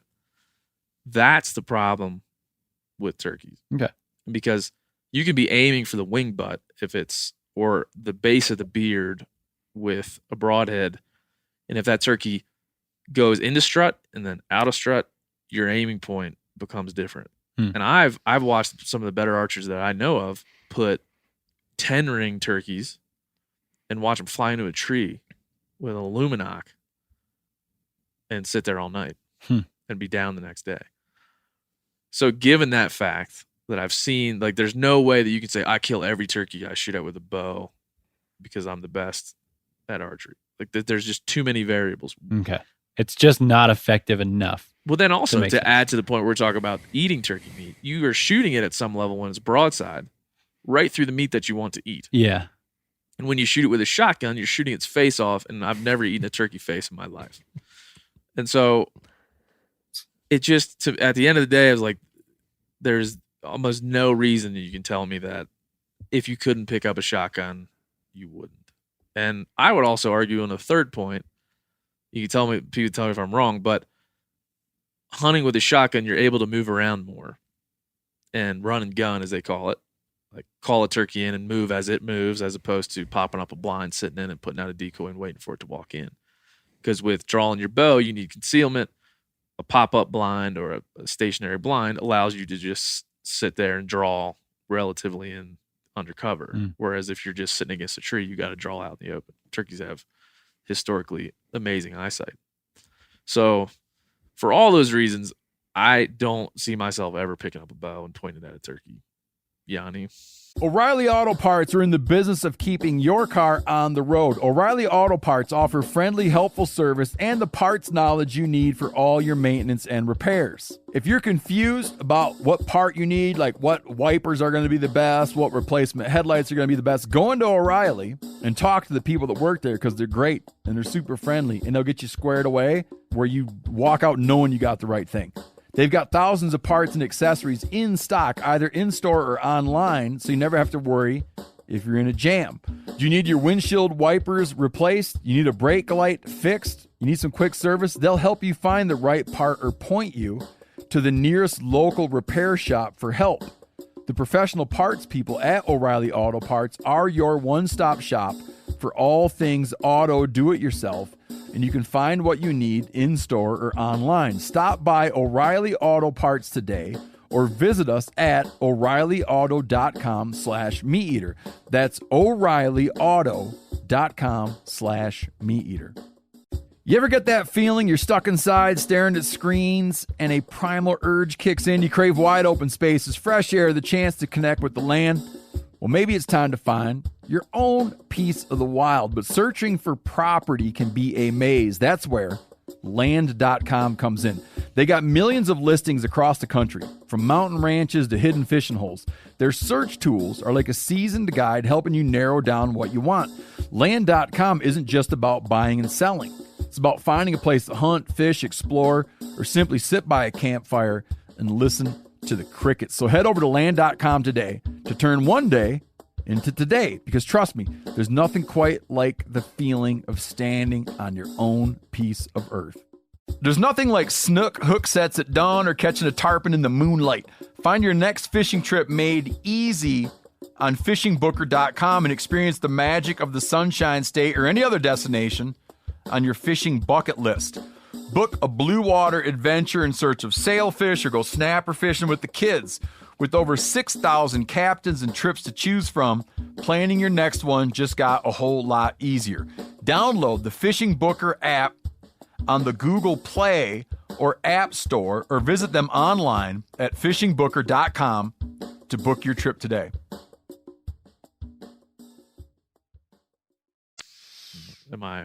Yeah, you're spot on. I feel like too, like the playing field that I like to talk about, like where I'm happy with the challenge of it all, right? Because big reason I hunt, right? Adventure, challenge. I'm not just out there to put some meat in my freezer. But like it's hard enough with the shotgun, right? Yeah. And the distances, they're pretty similar. Mm-hmm. Most guys won't shoot past 40 yards with a shotgun at a turkey, right? So you still got to get them close.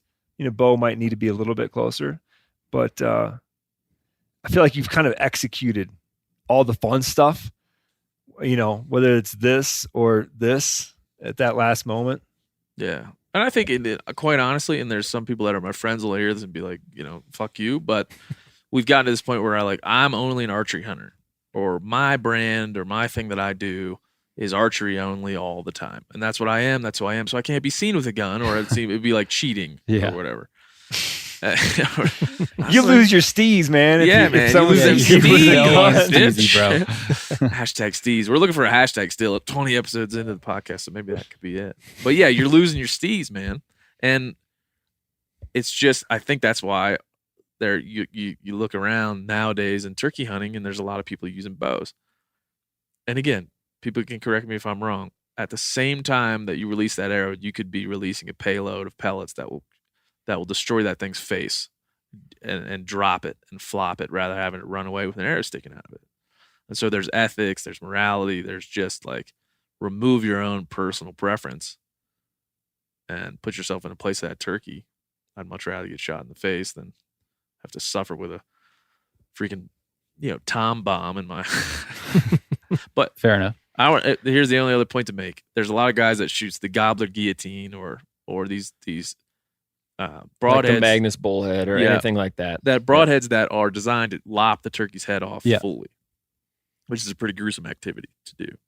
But for most of the time, you either are going to miss completely, or you're going to take its head off. There's the example of where I'm wrong.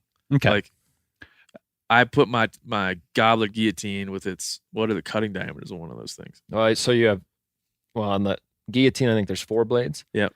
And so you have 4 3-inch blades, and so you actually have 6 inches, like a square kind of. It's like ends up being a square. But you have so you actually have a larger kill zone, because if you're aiming at the head, you can miss 2.5 inches either side of the head, and so you've got a 7-inch target at that point, instead of trying to hit a golf ball at the center of the body for the vitals. In anybody's experience, Yanni, you're saying guys that are using archery tackle are shooting heads or bodies? Like, what's the percentage? I don't know. I see not a lot of people shooting heads off. No, I don't. So I've done both, and the reason I not like to archery hunt turkeys, but the reason I archery hunt turkeys is because it allows me to get more turkey tags. So in say Nebraska, the first 2 weeks of the season, you can, and it's really a lot of times it's too early to be turkey hunting. They're not really fired up. They're not getting after it, but you can start hunting late March. And if you're in the Midwest, it's a spot to go, and you can start turkey hunting, and it's just with a bow. And so it does keep a fair amount of people out of the woods, which is kind of fun. It's a little bit more peaceful. But at the same time, I've filmed a few turkey hunts, and I've been on a bunch of turkey hunts, and average percentage with a bow without using the guillotine is about 50-50 as far as birds shot to birds recovered. Are we talking bird shot to birds wounded or birds killed? No, birds hit and recovered 50%. You never find 50% or die right there.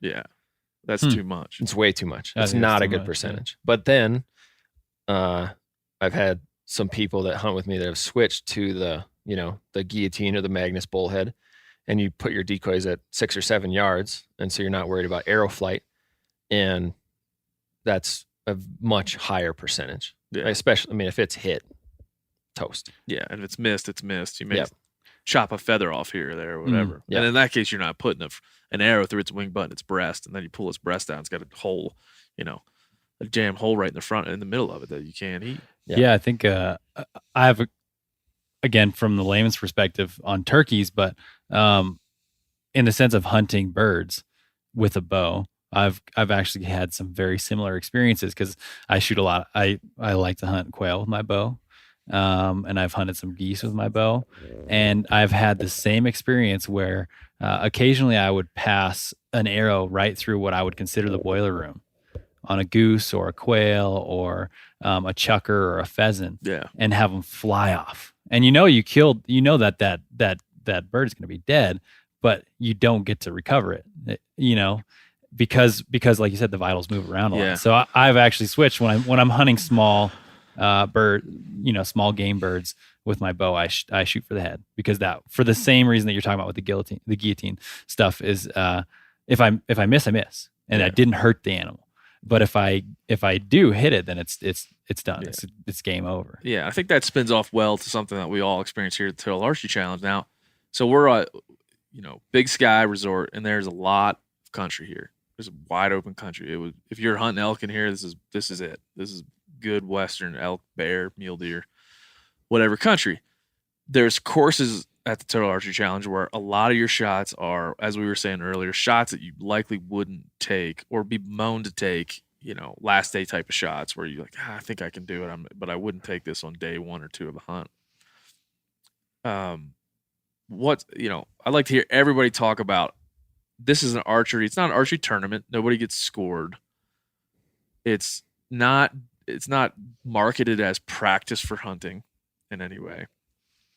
But all of us are, wearing our hunting boots. We're wearing our hunting packs. We're shooting the same damn bow we'd be shooting at an animal. And to be practicing, or to be, having fun with shots that we know we wouldn't take in the field. Yanni, start and just talk about, is that the right way to go? Is that setting expectations for hunters that come to these deals that, yes, you should be proficient at 128 yards on a deer or something like that, as some of these shots are? I mean, it's something to talk about, because I think it's an issue that is important. Yeah, for sure. We shot 25 targets today, right? Yep. And we felt like 3 or 4 were definitely way, no matter what. Yeah, we're talking 122 yards. We're talking about 92 yards. Even if it was elk I'd already hit and I was going to go for a follow-up shot, I probably wouldn't wing one at 120. I'd probably be trying to get closer before I let one fly at 80. And you should be able to get closer than 120 or not shoot. Yeah, but I'm talking about the reason I do even have a tape that goes to 92 or whatever it is now is that if my first shot, however good or bad it is, once an arrow's in him, I'm going to try to get as many arrows as I can if he's still standing, right? Yeah. And so that's really what I'm always thinking when I'm sitting there at home practicing at 80, why am I doing this? Well, shooting at 80 definitely makes 40-yard shots a lot easier. Sure. But it almost happened to me last year. Stuck one at 40, was still on his feet at somewhere out there, but the timber was just too thick and I couldn't really slide one in there. But I mean, I think it's good practice for hunting. I like these real situations at home. Yeah. I try to set up my targets as real as I can. Because there are shots that are downhill, uphill, through lodgepole timber. They're through a bunch of young pines that you're trying to shoot around the corners. That's all real stuff. Yeah, and you see things that you might not see just shooting level ground at home. Like the one thing that we kept seeing, we'd shoot across the ski run, and we all shot the same course today, right? Mm-hmm. And a couple of the shots I'd set up and be like, oh, it just feels so good. And I look at my bubble and I'd be like, holy cow, how can I be so canted? Yeah. And just, you're looking at the ski, you're standing, you see the angle of the ski run under your bow, and you start to can't to get that bubble center again. And you really can't believe how torqued you feel almost, to get your bow straight. And so that I noticed that whether it's psychological or what, I noticed that my shots fell down the hill. When we were shooting across the slope, I never shot into the slope. I always would, and I'm sure that was a bubble issue. Because part of my process is I draw back and make sure I'm level. But the time between making sure you're level when you're focusing on that bubble and when you're actually really focusing on the pin and where it is, you can still slide back out a level. And I think that must have been what was happening, because I had a lot of shots that were just a little bit more either left or right going down the hill than I expected them to be. Yeah, interesting. I think maybe at some point when you're shooting at 122 yard, what was that? An antelope of some kind? It was an African, it was like a gazelle, I want to say. Yeah, it's just some. It was a small bodied deer animal, and it's down the slope yards. at 125 yards. I would prefer to have them all closer. Yeah, I am gonna go home. I do at my house want to someday have whatever out to as far as my bow can shoot until my sight maxes out again. Just because I feel like if you practice a bunch at 120, all of a sudden the 70, it starts to become like a 3-pointer. Well, yeah, I think that's what Ben's trying to get into is are we spending too much time shooting long and creating unrealistic comfortability with long shots? Because the reality is, as a Western hunter, I've only ever hunted open country spot and stock, and having shot a lot of shots at 100 yards, when I have an opportunity at 100 yards and I know I can't get closer, gosh, I'm tempted sometimes. You start thinking about it. I start thinking about it. I think it also comes down to influence, though. Like there's some level of influence that maybe we don't even understand. One, how we influence other people. If we start normalizing these type of shots, and then people that are coming up are like, hey, I'm following these folks and learning from them, and this is how they do it. Well, this must be the way. If I go Western hunting, I better be dialed into 80 yards. You're like, wait a minute, no, you don't start thinking like that. Yeah. So that's that's problematic. But to argue against my own point, I think we all figured out after shooting that 125-yard target, we don't want to do that. We ain't going to do that. We ain't going to do it. So it was nice in person there, tangibly, to say, I'm not doing that. Like maybe I would if I practiced for about a decade, but at this point, I'm more likely to hit grass and skip and hit it in the leg than anywhere near it. It's quite the rabbit hole, because really at 100 yards, I mean, those arrows take a long time to get to that animal. And then you start, talking about the animal moving, the wind picks up while your arrow's in the air, all kinds of variables. Yeah. Even just a single step by an animal, changes where your impact is by 2 to 3 feet. Yeah. So I think this is a fun event. It's people to come out and you get to see that magical flight of the arrow, going that far. If you came out and you shot 25 targets and the furthest one was like 40 yards, you'd try to figure out why you were hiking around the mountains shooting 40 yards. Yeah. But I think the one thing it does do is when you start to stretch out your shots with a bow, it amplifies all your imperfections in your form. And so if you say at 20 yards, you got a grouping, a 2 to 3 inch grouping, and you're feeling pretty good about that. Well, when you move out to 70 yards, you might be barely hitting the target.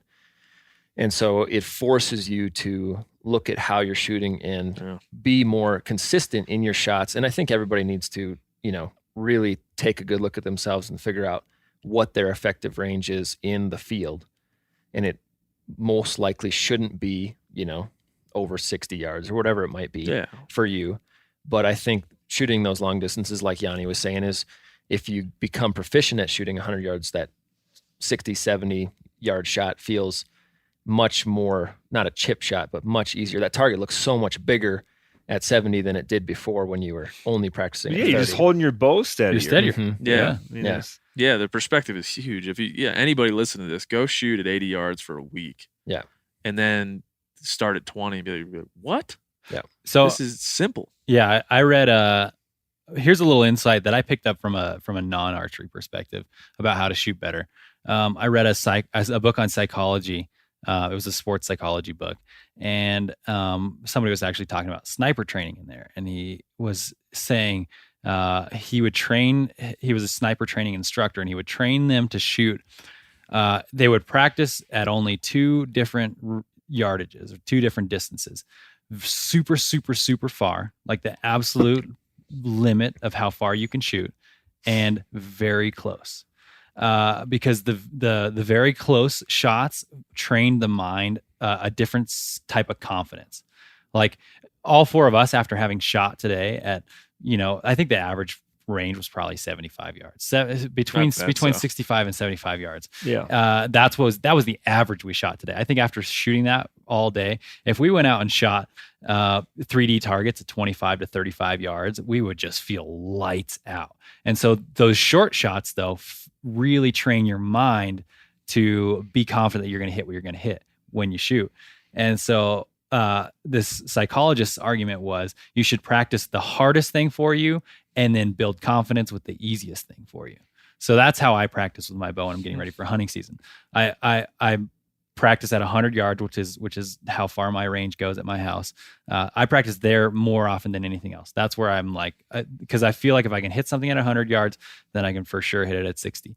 But I also almost always end the day with a nice round of 5 arrows at 20 yards. And I'm just like, yeah, smacking. You go to bed, you're like, I had a yes. good day on the range. And yeah, you know what's nice about that? Because I do the same thing. I have a bag target that a buddy built for me, which, by the way, man, dude, you got to try this out. I mean, we literally, my house is under construction right now. There's some kind of a poly, like a woven bag.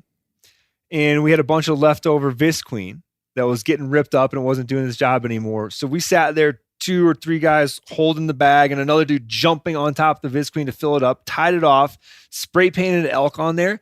And out of my compound at 20 yards, there's probably only like 10 and 12 inches of penetration. It's unreal awesome. made out of trash. Anyways, back to 20 yards, last shot. Yeah, it's so nice because it's just all form. Yeah. You're not even thinking about aiming anymore, and you just think about a nice clean release. Just And your because bag. you've been practicing at 100 yards, holding steady at 20 just feels like Well, easy. that goes back to archery as a mental game. Mm. And, the reason I want to talk through this is I wasn't really sure where the hell I stood on it. I'm like, yeah, I can see somebody coming here and never having shot long distance and be like, why must I have to do this now on game? And so maybe there's a rule where we say, like, if it's past 80 yards, it's got to be a block target. God damn it. Can't be some, facsimile of some. Yeah, to me, I guess, real quick before I forget, to me, I just don't, I don't mind shooting as far as we can all shoot, but to me, this isn't the place for it. Yeah. Like I would just, instead of having those 120s out here, I'd rather have, mix it up and give me another 80 and a 50 and a 30. Good point. And just something that I'm going to encounter a little bit more encounter more variability. often. Yeah. Yeah. Yeah. I Like, like that. just what are we doing? Right. Because when you're training, you have an understanding. Everybody sitting here, like, I'm training. I know what I'm doing. Like, this is my process. When you get out here, you're just like, I'm having fun, but you're not really realizing the influence it might have on what you might do in the field. Because as you think about things, you're having fun. I'll take a crack at her. And if that I'll take a crack at her mentality gets shifted into the woods, nobody wants that. Right. And so that's a slippery slope. I don't want to be sliding down with a bunch of folks. I have a thing I want to interject before we move on to some other topic that I think relates well compared to how I train for skiing. And it's the idea that I always train for the absolute worst case scenario. I would rather, my goal at the end of, this actually right now is a perfect time to describe. Right now I'm in the off season. I'm not competing. And the next contest I have is in December. So I have quite a bit of time to really work on fitness and strength. And a lot of what I'm doing anymore is training my nervous system just as much as my muscles. So it doesn't do me a lot of good just to be the strongest dude out there. I have to both be strong and extremely quick and explosive. So a lot of the things that I do are all jumping oriented. So I will train in a way that I'm trying to actually do more. I'm trying to be more powerful than I would ever need to be.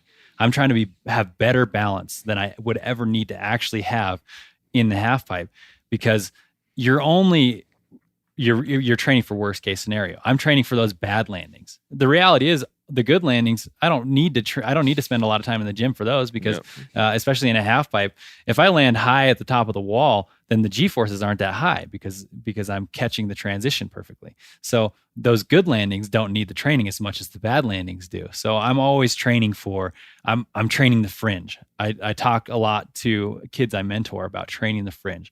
Pick what you're not good at and just train it until you're good at it again. And even the things that you're good at, take them to where you're uncomfortable, and know that you're uncomfortable with those things. And I'm not saying that you should do those things that you've just been training in competition, because you don't. But at the end of the day, when I'm crafting a run that I'm going to do in a big contest like the X Games or the Olympics, I'm always choosing a run that I know I can pull off. It's not something that's like, well, there's a couple of tricks that I can pull off, and this one right here is a Hail Mary. I'm never doing that. It's always calculated.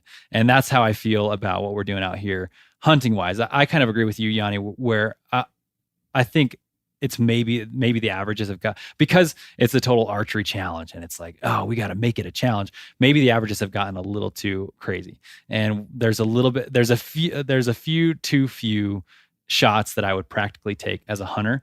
I would like to see a few more of those, but at the same time, I'm like, you know what? I don't mind taking those weird shots that are the fringe of what I'm capable of. Sure. Because I'm training the fringe. I think we should talk about our scoring system, because that is what Now that would go all the way back. That's Remy's scoring system. Yeah, Remy and I came up with that scoring system when we first started shooting these total archery challenges together.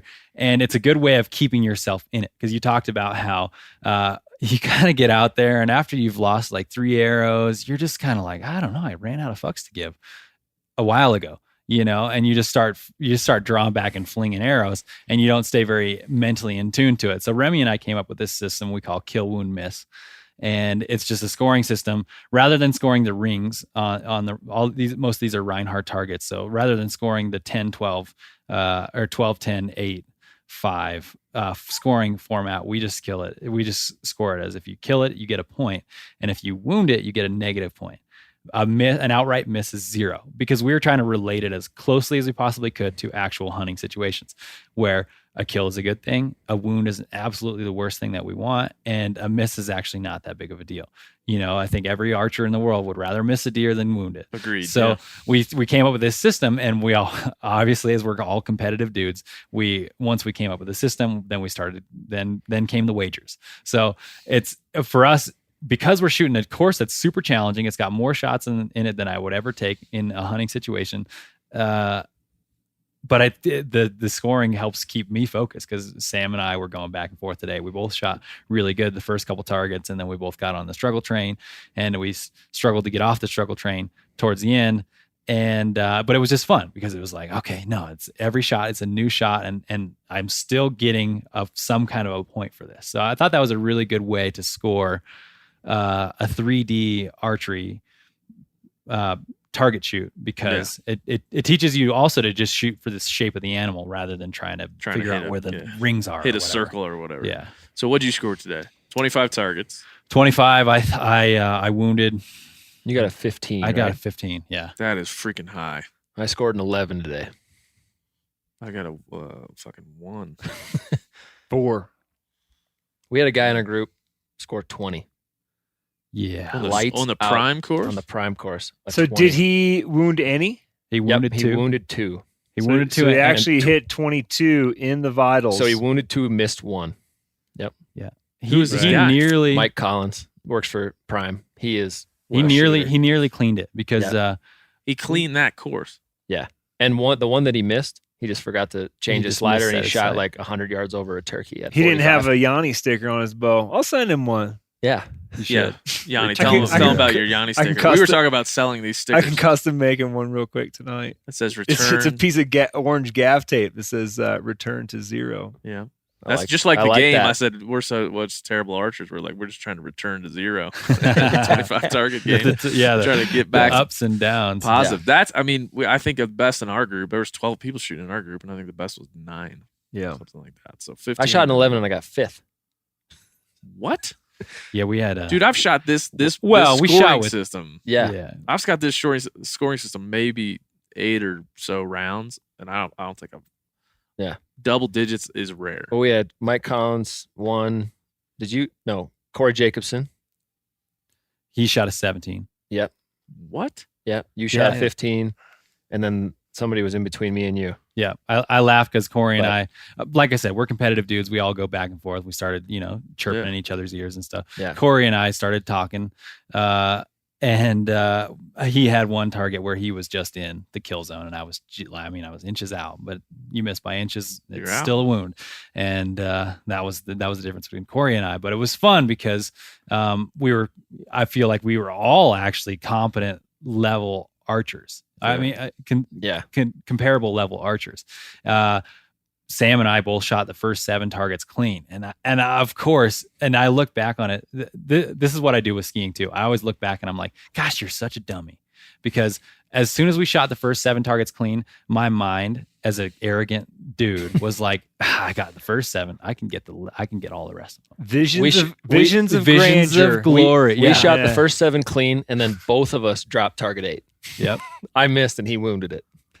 I got to get back on the course. I'm fired up now. I feel like I got to get back. 1 is not enough. I think I wounded 9. That's good real time, real level training, right? Or real, what am I trying to say? Practicing for the real world of hunting is not letting visions of glory or grandeur. Exactly. That is such a real thing, and I battle it all the time. That turkey's gobbling and time. coming in, and like you're talking about, you're like, you can see the freaking turkey nuggets. You vision. You're like, he's going to be flopping right there. Taste it. You can taste it. You're like, Yeah. that turkey's done. You're already like, I can just imagine jumping out of the pickup truck. Oh no, I didn't get one. Besides this, like all that stuff's going through your head, where you should be just going like, I need to kill that bird. I need to shoot him in the head. I need to shoot him in the head. I need What to is shoot him this in the turkey head. doing? What should I do next? Yeah. What is the absolute? What Just like in this focus, moment? What do I need to do? Focus. Yeah. I'm telling you, I think I might change my flight just so I shoot tomorrow and get back, like figure this out. I think So you it's should like- change your flight just because Montana is so great. Yeah, that also as well. 100% agree. We shot together in South Dakota. Nobody was doing that good. No. What's the difference? We shot horribly in South Dakota. That's the difference. Yeah, whole but What'd you group. shoot in South Dakota, Sam? I think a -1. It yeah, was terrible. So what the hell? So the day before, so I'm going to give this a disclaimer. The day before, I actually shot very well, but we weren't keeping score. We started like a couple targets, then we just kind of shot. around. But I was just shooting. And then the next day, I fell apart. So let me just I want to ask this question. Today, were you guys super competitive and like all really dialed in on the achievement of the score? Yeah, we were all Pretty- being super competitive from the get-go. Yanni and I shot in a group of 12 people, and it was just like, Half the group didn't keep score. Yeah. So And that's it. do It you was the feel like whole that group. could be the difference? That's the difference. That Yeah. like you're just thinking, okay, you're dialed in. You're playing. You're shooting. I don't know. up. Yeah. I think it's my fault. I really do, because I can't do things halfway, man. Like, I don't show up and not wager. I don't show up and not compete. Like, even though I suck at golf, I show up to golf tournaments and I'm like, man, I'm gonna be a longest drive. I don't care if it's 3 fairways over. I'm gonna do something better than everybody else. So as soon as we got on the course, of course, for me as a hunting fan, the reality is I'm stoked to be shooting with these folks. Yeah. And so I want to challenge them. I want to chirp in the ear. I want to have them chirp back because I think it's fun. So I kind of set the tone. Let Let me go back to, because I'm trying to figure this out, because in my head, I'm now the worst. So Wait, let me get 128-yard target. How many people in your group? 5? No, we had 10 today. 10 in your group. How many people out of that 10 hit that target? Today, only 1. Yesterday, 2 of us hit it. Okay, that's normal. I was Yeah. gonna, if you were gonna be But- like, oh, 8 of us, I was okay, gonna say, let's- get out of the room. Let's No. do something more realistic though. Let's do one that you have a pin for. Yeah. Because nobody has a 120 yard So pin. how about how about the the 95? How many guys in your group hit the 95 yard What about target the- in the vitals? What about Which the one hog? is that? The doll The shoot? fallow buck The at fallow 95, buck. like downhill. Downhill. I the one I can remember more is the hog that was stretching at like 92 yards. That target sucks. Our group cleaned up on that. Oh, you did? Yeah, in the shadow, the one that was Yeah. in the shadow. Our group cleaned up on that, but That's one of the ones that I wounded. Yeah, and we had, I like, shot our group right. struggled with that target. this is But again, that one, where that vital was on that one, Yeah. I got a wound on that one. But if you were gonna say like, where would you shoot to hit him in the heart? You'd be like, where Yanni's arrow was, right? So Yeah. Well, you're still for future reference, we always vote. Oh, Yeah. Because Oh, we it's a don't vote. we don't always shoot the insert, because a lot of these, especially not so much here in Big Sky, but in Snowbird, where Remy and I came up with this system, a lot of the shots were at like 30 degrees uphill.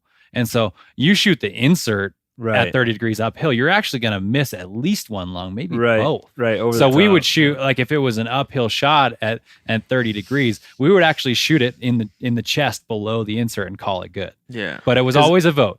And it most of the time came down to where is the exit wound going to be. So so on that one, you and your group could have voted, and if they had voted aye, Yanni got it, then you would have got the point still. Yeah. I like that. And that was one difference between South Dakota and here. Because there were some shots in South Dakota that, like, I ended up getting called a wound on because it wasn't in the insert. But, it'd be a ram quartering 2 at 50 yards and you'd hit That's it. gonna kill him. It's yeah. going to kill it. because the whole idea was that we didn't have to look for the circles. It started actually because when we first did this the first time, some of the rings were really hard to see. And Remy and I were talking about it. We're like, this is stupid. Why are we shooting the rings anyways? Like, let's just aim for where you would on the animal. And Remy was actually kind of giving me some pointers because he thought I was aiming a little far back. And I was like, no, that's where I've always aimed. He's like, no, aim a little bit more forward. That's a better pocket. And so then we just got into aiming for the shape of the animal, not worrying about where the actual insert was. Yeah. I really want to get back out there now. I think you should stay. I think you and I go out there and start voting on yays and nays. We'll both be 15 plus. You think so? I'm super If nervous. it's just the two of you, I'm super nervous that you'll suddenly be in the 15. I could go out by myself and clean the course right now. I mean, I don't know. I found a couple of your arrows. No, I just found one of your arrows. Listen, I was terrible today. Terrible. Maybe the worst I've ever shot. And I just, how much archery's a mind fuck. Like there were some days I got 100-yard range in my backyard. I got 5-6 targets. I had a bunch of people from Yeti come over and we were just drilling them. Of course, there's nothing like this. It's not down. It's a freaking yard. Mm-hmm. But you feel good. You're like, yeah, okay, done. And then you get out there and you start failing that. And then I hear that you guys are busting 11s and 15s. It's like, man, there's no, it's a mind fuck. Yeah. But the cool thing about the cool thing I'll say about archery events like this is it brings you to a different level, because I think everybody is the best archer in a certain group of people. Yeah. Right. You can keep dropping the level until at some point you're the best archer. And I was stopping and say this. I've been in groups at the Total Archery Challenge last year. I was in a couple of groups where it was just arrows flying through the trees the entire time. Like, so I've also seen the other side of like our group today. I'm like, man, it's a really good group. Everybody's basically doing what they need to be doing. Like there's some variances and stuff like that. Yeah, my goal was just to hit foam. Yeah. If I had foam on every single target, I think I missed 3 out of 25. Yeah. But yeah, every time I heard a thunk, I was walking away. Foam is home. Foam is home, baby. That's right. It's interesting. My dad's out here for the event, and he's never shot a course like this. And he's practiced or whatever, flat ground back in South Dakota. But if you're talking about just like slamming foam, he cleaned house today. Yeah, he did great. Yeah. I mean, there was a couple of targets he, missed or whatever, but for the most part, just aces. I'm stressed. But anyways, my point earlier was that it's good to get out here to places like this that bring people who are better than you into your interaction, because I shot yesterday and I shot the best out of the group, and I was like, all right, I'm doing pretty good. I'm ready for hunting season. I shot today and I got my ass handed to me, and I was like, all right, I could still be better. Yeah. Well, that's the takeaway for me is when you go into an event like this, understand what you're doing. You personally sit down with yourself and be like, I'm training now. And this is how this is going to work with my overall training for hunting. Because everybody that's using a bow to kill things should train a lot. Yep. And if you're not, then hopefully you come out to something like this and learn that you should be training. That you should then go home and train. But come into this like, hey, it's a fun shoot. I'm flanging them. Or I'm training. This is what I want to achieve. And if you do that, then no worries. But if you come into this and kind of just walking around shooting arrows and not thinking about it, and the next thing you know, it's changing the way you're hunting, then that's problematic. For sure. Because I'm sure a lot of people do that. There's kids that shoot this. There's wives that shoot this. There's people that just want to have a fun archery day out there shooting this that don't really understand the scope of what's going down. So we had a little roundtable discussion last night for a little video, and we talked a lot about like you can use it as like a preseason gear test. Yeah. So you can wear your boots that you're going to wear this season. You got your bow completely dialed in how you think you want it for hunting season. It gives you that opportunity. You can wear the pack that you're going to wear for hunting season. You can wear like it's hot, so you can wear like the lightweight clothing that you're going to wear for early season, and you can start to kind of put all those things together and bust the rust off before season actually hits a month from now. And so I think a lot of people use it as an opportunity for that, to kind of, instead of walking in opening day going, oh, I don't have my backpack dialed in, like where all my stuff sits, and I don't have, Yanni and I talked about I that. very well could shoot an elk this fall wearing almost the exact same things I had on today. So, My pants would probably be different, but We talked about that going in. I was in South Dakota. I was wearing camo, and somebody said something like, "Oh, camo." Well, you and I talking about guys in like full camo and stuff. Yeah. Your first thought is like, "Oh, Jesus, you're overplaying your hand there, fella." But then you think like, "Hey, man, that's not the worst idea in the world." Maybe it's you kind of look like a fool walking around testing your full camo, kit. but That's you're all. testing your kit to some level. Yeah, absolutely. I think that's. David doesn't ski in blue jeans all year, and then just puts on his waterproof pants for go time. Right? It's true. Yeah, but it's a damn fun event. I got nothing tied to this thing other than I love to go do it. And if you're not doing Total Archery Challenge, I think it's right now, it's 7 cities, everywhere from Pennsylvania, Texas, Montana, Utah, Tennessee, South Dakota. I mean, so there's got to be some place that's close to where you're at. And if you're a bow hunter and you truly believe that you want to be good at it and not just be, a Saturday shooter, come and do one. Give it a rip. Yeah. And figure out kind of what you want to get out of it and then go there. Like that's what I could think of. I think so. My ender to your original point about are we stretching the distances too long, or are we creating danger for ourselves?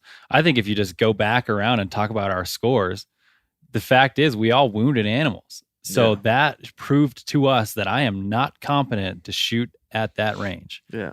So that's not to tout me and Remy's scoring system anymore, but I'm just saying like it was a good, practical, real world application of this is a challenging shot and I'm probably not good enough to shoot it. Yeah. So you gotta, we all do that assessment. Whenever I spot a deer and I start a stalk, I'm like, if I can get to that point, if I can get to that piece of cover or that bush or that rock outcropping, is that close enough to shoot? Because I'm always assessing. That's probably the last cover I'm going to have. Yeah. If I get that close, can I do it? And so it's good to know. Maybe you can't. Maybe you can. Yeah. It's for David's point. There's no this scoring system doesn't have a name. It's not like the Wise Warren scoring method. Okay, that could be it. For anybody that wants to go do that in your backyard, man. Like you got a target, go do that. You got a 3D target. A lot of people sure do have that. Go do it and let us know how the hell it goes. And then when you're done that, think about what Yanni's title should be at Meteor. Thank you. Those are that's the 2 pieces of homework from this conversation. And right into Ben. Right in. Send it to go to the website. But I'd like people to write in, like letters. But I don't want to give out my address. Can I give out your address, Yanni? I think you need to get a P.O. box in Bozeman or something like that. Something like that. Yeah. Mm-hmm. Send to. Yeah, once a month you can check it. Check it like once every 6 months. Yeah, you know what? This is a total rabbit trail. Let's go. But I like the concept of write-ins. Yeah. Because in our world of social media, we have a little too much instant feedback. Don't you think? Yes. Like it's a little too easy to sit down at the computer and write a comment or an email or even record a video in response to what somebody else said.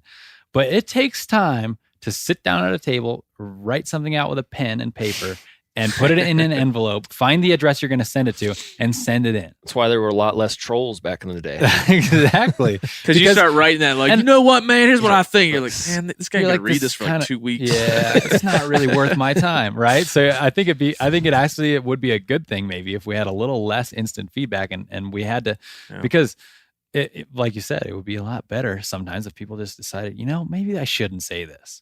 I think that's most of what happens on social media is people say things that they shouldn't say because they're fired up right in the moment. And later they might wish they could go back and unsay it, but it's too late. There's a lot of folks that do that. Then you call them out for it. And they're like, I'm sorry, man. I'm sorry. I don't know what I was thinking. I was not thinking. I was drunk. All positive comments can be done digitally. All negative comments must be mailed to P.O. Box. P.O. Box 1234 989 Belgrade, Montana. That might be a good idea. That's homework for me. I'll create a P.O. box or something like that, or people can write in. Yanni, do you have any concluding? I'm gonna steal this since you're here. I'll steal this from the Meat Eater podcast. What's Steve call him? Concluding thought. I don't think I've ever done I guess I have one last question for David. Are your sisters still hunters? One is and one isn't. And I think that maybe speaks to what I was talking about at the beginning, where hunting is innate for some people. Some people are really passionate about it, and some people are just like, no, this isn't really for me. And my sisters are exactly like that. One of them got criticized by her friends for going out there and wanting to kill Bambi, and she thought the social pressure was more than she wanted to overcome to go out and hunt. And the other one was the opposite. She was just like, I don't care what you think. I think hunting's cool. I'm gonna keep doing it. I like that. Cool. It's a good perspective, especially for twins. I don't know why twins matters, but they look the same. Are they identical twins? They're not. Oh, damn it. I know. Sorry. It ruins the whole It ruins the whole. Ruins my whole point. Is that your only concluder? Yeah, I'm happy with that. Thank you. David, any final thoughts? Oh man, it's just an honor to be here sitting with you guys chatting. This is fun. Yeah. I really appreciate you guys allowing me in the room, and I'd love to shoot with you guys sometimes if we get a chance, and I'd love to hunt turkeys with any or all of you. Yes. Turkeys. Let's do it. Turkeys are the best, and anybody who downs turkeys, come see us. I see a turkey bus tour coming together. It's 2019. I'm already doing a month. Come find me. You're doing a month? At least. Where do we really send wanna mail do to? Bus boy. I'd give out my address, but it all gets forwarded wherever I'm at. Sam, have you got any traction on Bus B&B that we talked about in prior? No, Okay. I have yet to get Please- a message about Bus B&B. Please, let's continue to get that narrative. Tell people what Bus B&B So is. Bus B&B, if you're traveling somewhere and you're going to need a place to stay, you just rent my bus and I'll drive to you. Yep. It's called Bus B&B. Bus It's the B&B. different than Airbnb because Sam will drive to wherever you're at. Yeah. And you'd be like, man, I need you to park that bus next to the conference center, and Sam will drive right over there. Done.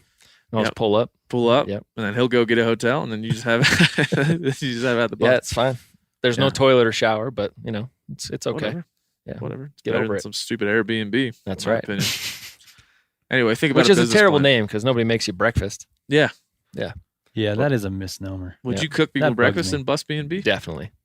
Ooh, there you go. See, I think you could get a sun shower, a little solar shower bag. That wouldn't be too hard to. I actually hook up. have all of the pieces to do a full on propane tankless water heater shower. I just haven't put all the pieces together. But for Right. Bus B&B, you'd put it together. Yes. How much a night, you think? Oh, Depending on the location? I don't know, 12 to 15,000. Seems a little Well, limiting. that's fine. I got to cover diesel fuel to get there. It's Sure. not great in the mountains. So if you're trying to do a mountain getaway, I got to, it's the risk cost. Risk reward. Yeah. Let's not go over the complications. Let's just talk about the good. Yeah. Let's try it It's out. a good thing. Bus B&B. Anything else, Sam? No, just thanks for having me on. It's good to be here. I'm stressed about. Changing your flight to stay and shoot again. Yeah, because I really think that if I took your guys' tact and I was like, I'm going out here to shoot a score and kill these animals, every one of them, and I'm not going to accept those arrows to go anywhere else. Because today I was kind of just like slinging them, and then I started sucking, and I was like, well, now I'm just going to keep slinging them. I'm not even going to aim anymore, and it just got bad. I'm very stressed about, as well as you guys did, now poorly. Perspective-wise, that we did. What do you think about that, Yanni? Are you stressed too, or you don't care? No, I feel pretty good about it, about my shooting today. I thought you shot well. First time ever. Yeah. Yeah. Again, all the, like you said, David, all the ones that are within range that you would take in the field in real time. I felt like I killed all Smacked those them. animals. All right. Well, I might change my flight. Maybe we'll do another podcast tomorrow.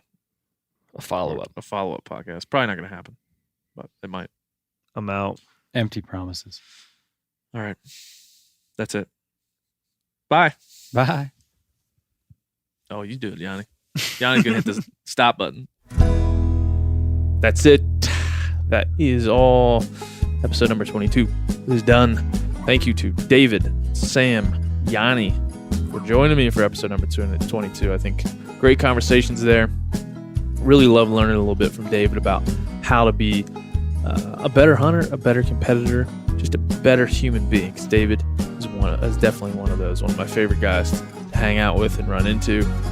And I'm glad he could jump on and podcast with us. Same for Yanni, Putelis, Meat Eater Crew. Really enjoyed him. Make sure if you have thought about it, hit me up.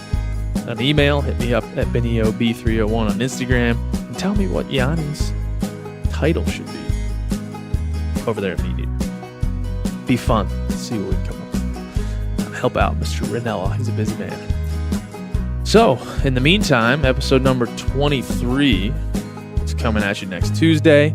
But in the meantime, thehuntingcollective.com is there. You can read articles, you can watch videos, you can listen to podcasts, all kinds of stuff. Hopefully you've heard from Mr. Charles Post. Hopefully you've heard from last week's guest, Jason Matzinger, and a lot of others. So we'll be with you next time for number 23. Signing off. See ya.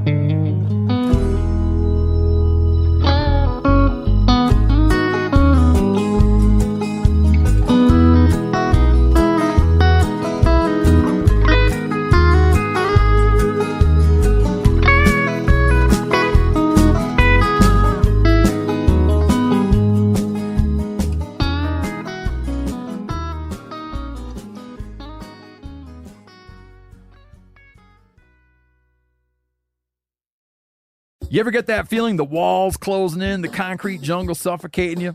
You crave some wide open spaces, the chance to connect with nature, maybe in a spot all your own. Well, head over to land.com.